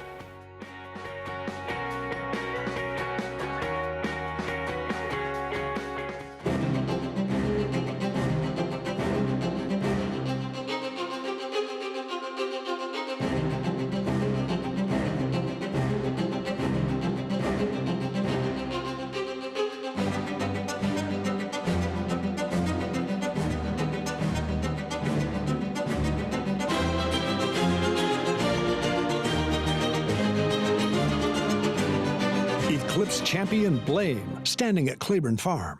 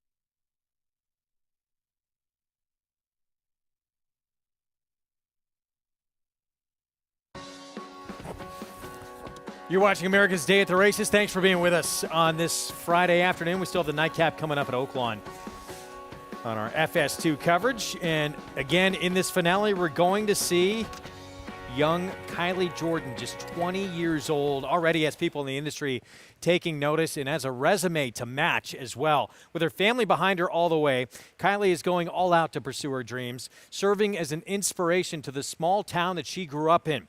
Maggie Wolfendale has the story of horse racing's next up-and-coming rider.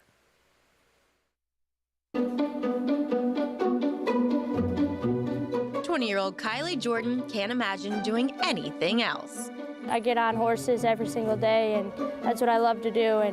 And just being able to make trainers and owners happy and stuff like that's a big part too. Gosh dang. I just need a little bit more ground with her every time.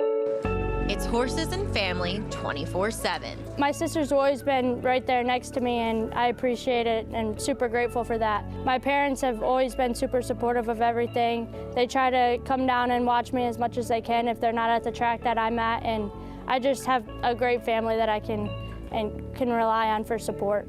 Kylie and her older sister Taylin grew up in a small town in Iowa near Prairie Meadows. Their playground was the backstretch, helping and watching their father, Todd Jordan, train a small string of horses. Me and my sister grew up on horses. We were out in the barn every single day. Kylie started galloping horses as a 16-year-old. She got her jockey's license at age 20. Kylie may have won her first race in May of 2021. And here's the win for apprentice Kylie Jordan. But 2022 was a storybook beginning to her career. Winning rider is Kylie Jordan. She won riding titles at Will Rogers Downs and Prairie Meadows. And oh yeah, She also had a mount in the 2022 Breeders' Cup. She has an innate ability to feel the horse and judge the horse and know its amount of energy. I think you're born with that. I don't think it's something that you can make, but you can improve.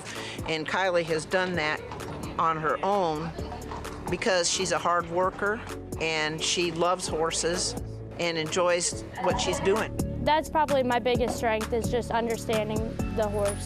That's my favorite horse, Megatap. All the Gallup boys don't like getting on him, and he's like a pony for me. With all of this success, there have been several viewing parties in Kylie's hometown of Fredericksburg, Iowa. Population 969. Everybody's super supportive from back home, and I'm happy that I kind of opened everybody's eyes in the horse racing world back home, you know, because they didn't know anything about it until I started riding, and now there's watch parties and everything going on. It's something that you can't even really explain. It's a great feeling. 20 years old, already has collected 2 riding titles and has already been to a Breeders' Cup. Yeah, I mean, I love seeing women do well in the game. They're such a huge part of the game. Unfortunately, a lot of it behind the scenes, as most of the players that matter in this game are behind the scenes, and that goes for us in the TV show as well.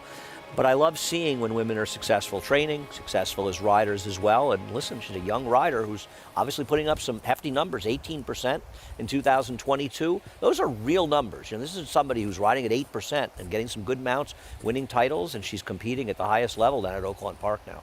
Yeah, 136 winners last year. Again, we're going to see her coming up in this finale on Santino's Fantasy. But name to remember and keep your eyes on, just 20 years old. This is the horse to beat in the nightcap coming up, and the one to catch as well. Yacht Rock is quick, lowest level this 3-year-old has been at, and just Brad Cox doesn't claim a ton. He's got some pretty good horses in the barn. This one was claimed for $30,000 last start. So he's up for leading trainer, and he's claiming $30,000 maidens. War Dancer. The momentum continues with recent stakes winners on turf and dirt. Dancing Buck going wire to wire in the Grade 3 Belmont Turf. Dancing Buck has opened up on the field. It is Dancing Buck by a half dozen lengths. And 2-year-old filly War Saichi with a wire-to-wire win in the Ladyfinger Stakes. War Saichi asserted her authority immediately out of the starting gate, and she has not relinquished the lead. War Dancer, the #1 third-crop turf sire in North America. Proud to stand in New York. This season at Oaklawn, we've got more of everything. More of the top thoroughbreds in the world. More days of live racing. And the largest purses in our history. All at a completely reimagined Oaklawn. Come be a part of this historic season at Arkansas's only casino resort. The Runhappies are running, the Runhappies are selling, the Runhappies are winning. Eclipse champion Runhappy is showing a new dimension with winners on turf, dirt, and all weather. A record-breaking sprint champion, Runhappy is also showing winners at all distances, from 7 furlongs to 1.25 miles. A sire whose runners can carry his speed over all distances and all surfaces. Runhappy, price for value, and standing strong at Claiborne Farm. Racetrack Television Network brings you every race, from every track, on every screen, every day. With monthly packages starting as low as $5, RTN gives you great value and access to more live HD streaming and race replays than anyone. Visit RTN.tv today to sign up and watch on almost any device, including Roku and Amazon Fire. RTN has packages that start at $5 per month.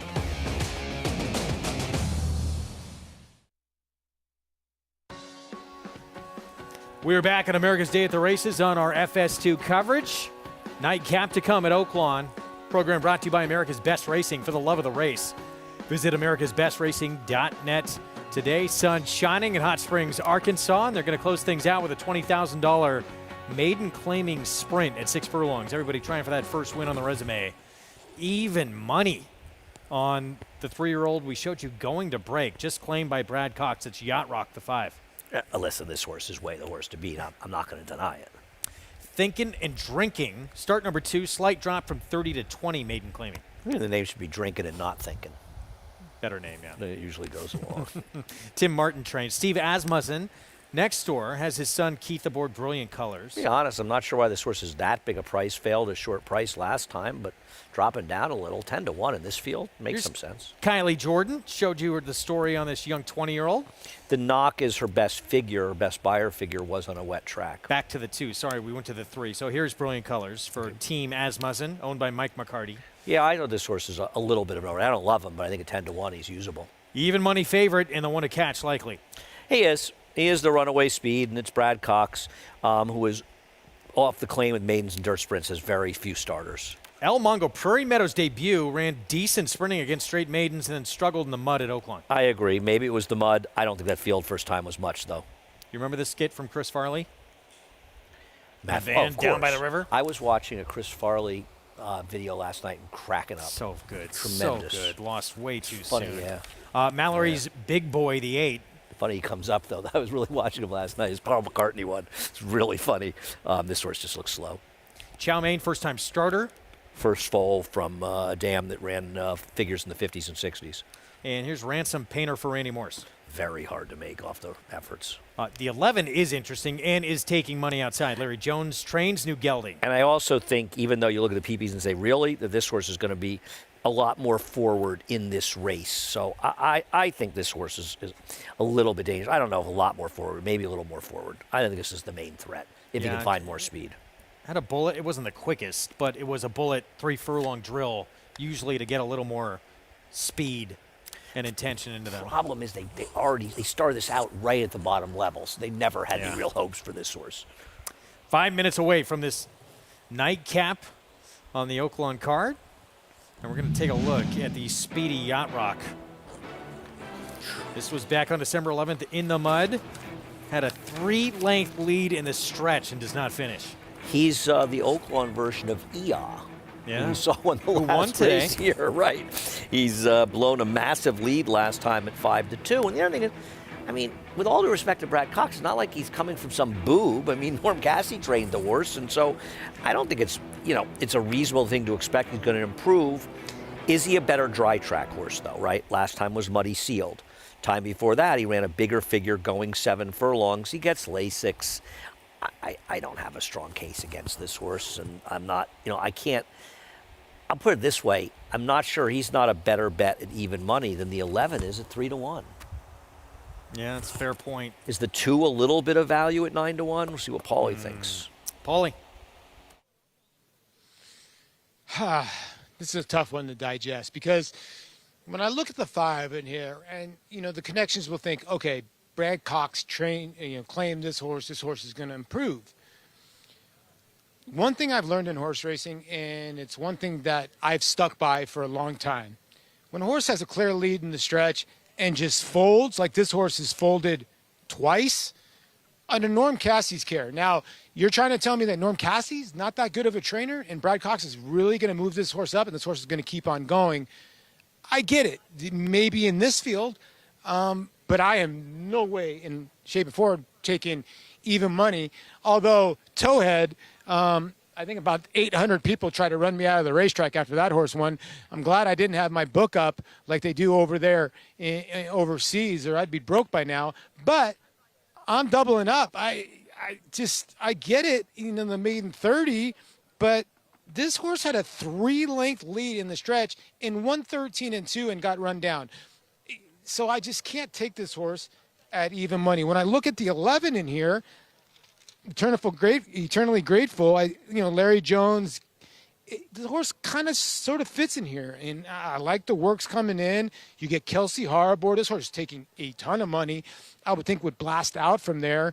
And then when you look at the rest of the runners in here, maybe that's why the 5 is even money, because there's not much. I mean, the 2, the 6, that's what makes the 4, the scratch, hurt a little bit, because I think a lot of people were thinking maybe we can go to a first-time starter. The other first-time starter, the 9, is just taking no money. So the 5 might win by default, but I'm going to bet the 11 at 7-2 for a minor little upset here.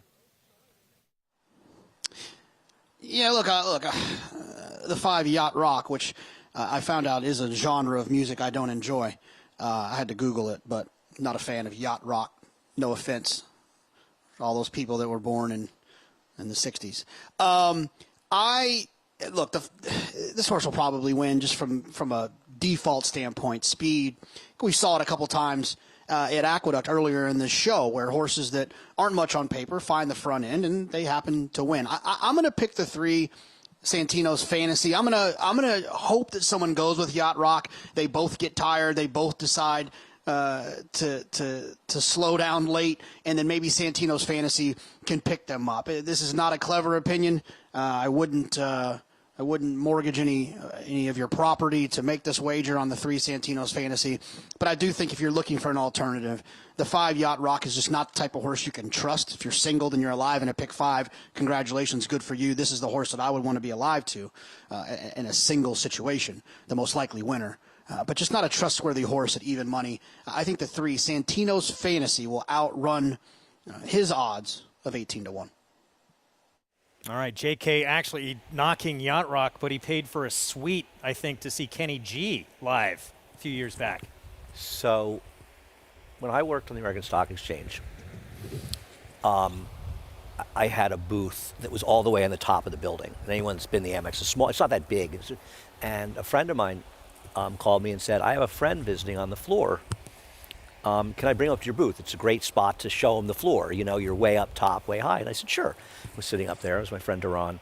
And he and his wife came up with a friend of his and his girlfriend. Very nice man. He introduced me to him. And people started lining up on the stairs for his autograph. And next thing I knew, there was a line of many, many people for the guy's autograph. And I had no idea who it was. And I said to my friend, who's your friend? He said, seriously? And I go, yeah, Kenny G. Very nice man. Yeah? Yeah, very nice man. By the way, so at least I have my experience, and my friend was a nice guy. So can play this nightcap, of course, with Naira Bets. Go to NairaBets.com. Yacht Rock is considered slow, mellow 60s, 70s, 80s music. Jonathan's such a liar. The quintessential. We know his whole library is filled with it. Total liar. Quintessential. Many consider the quintessential Yacht Rock staple song, Rosanna. Really? Yeah. And is Rosanna for Rosanna Arquette? Is that the song that was written? No. Oh, was it? Maybe. Did Poco? Is it Poco? Toto. Is it Toto? I believe it's for Rosanna Arquette. Okay. 4-5 now on Yacht Rock. Should be the one to catch. I would. The thing is, too, you drop to a lower level, that speed tends to last a little longer, doesn't it? Yeah. I agree completely with what Paulie's saying, but let's face it, he claimed there was for 30, he's running for 20. Yeah. He's already admitting he didn't make a particularly good claim. I don't think it's, and I agree with Paulie that you can't really expect this horse to improve necessarily for Brad, but does he need to? What price would he be for Norm? I mean, yeah, maybe he's taking a little extra money for Brad, so maybe in that way he's an underlay, and I get that the 11's the option, but he's 3-1, man. I'll tell you what, if I had to bet somebody else here, I'd bet the 2 Brilliant Colors. There is a song written for Rosanna Arquette, but that's not that song. Okay. I had never even heard this term before. How do we know it wasn't Rosanna Arquette? Mitch Levitas, our director, is providing his first possible moment of useful information in his employment here at Naira. It's. Go ahead, finish. No, that's all. I'm Chris Cross. I love Chris Cross. He's that Ride Like the Wind? Yeah, sailing. God, you have visualized songs from your past. I remember hanging out in the Poorhouse, which was a bar on Broadway, which some been around Saratoga a long time. I remember it became Brugger's, and then Brugger's closed. It's another bar now, and we used to hang out there back in the old days when the drinking age was 18. Ride Like the Wind is one of those songs I remember hearing. Yeah. Associate songs with places sometimes. Drinking age was 18 in Saratoga. When I was 18, it changed when I turned 19 to 19 and 21. But I think it changed in around 1981. Wow. And of course, I decided to go to school in Pennsylvania where the drinking age is like 50 or something. Drank a lot of stale beer at frat parties. It was a real demotion for me. Pay your dues. Well, for anyone who's been to Bethlehem, Pennsylvania, they understand. 4-5 favorite, Yacht Rock Joe Talamo for Brad Cox here. And teaming up with State and Fleury Racing. We'll see if this one can get it done here. Anyone, I mean, potentially, maybe not. But the 6 showed a little bit of pace first time out. Mm-hmm. I just don't know. Is there The anyone 10, else? the 10 has that speed going long, but you got to think that Ramsey Zimmerman's going to look to be aggressive. I don't know if he's any good and how long he can stick around. And you're not wrong. The 6 could be aggressive. A lot of it comes down to intention too, right? Yeah. And the brake. The brake, nothing more important in racing than the brake. How gun shy are the connections of Yacht Rock? And I know it was different barn last time out. It was Talamo though, saying I had a 3-length lead in the stretch, and it was a muddy track as well, muddy and sealed. But does that stick in his mind that I had a 3-length lead in the stretch being quick and I got run down? I don't know. You know, it's hard. I mean, it is a flaw when you see a horse, and he didn't just get run down. He stopped. Yeah. I mean, he was beaten by almost 4 lengths. So he's got a lot of quitting him, but look at Ia, who won the last race here, right? It is funny that both tracks are sort of closing with very similar type horses. 4-5. Brad Cox first off the claim here with Yacht Rock. Joe Talamo, he retains his services. He's been the regular rider, the only rider on this 3-year-old, making his 5th career start. Keep in mind, I said it to you during the break. Last year, horse was claimed for 30 and won the Derby. Probably not going to win the Derby with this one, but, you know, if you want to get down in a future wager, I think Paulie's looking to get a little money back Kidding. today. Don't come after me on Twitter, everyone. Vic Stauffer with the call. Here's the nightcap from Oaklawn. Ransom Painter.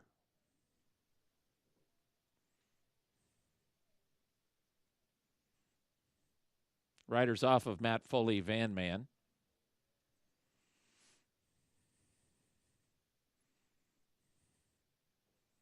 El Mongo.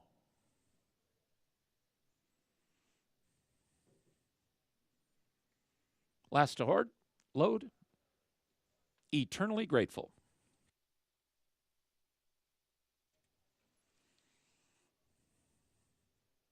They're at the post.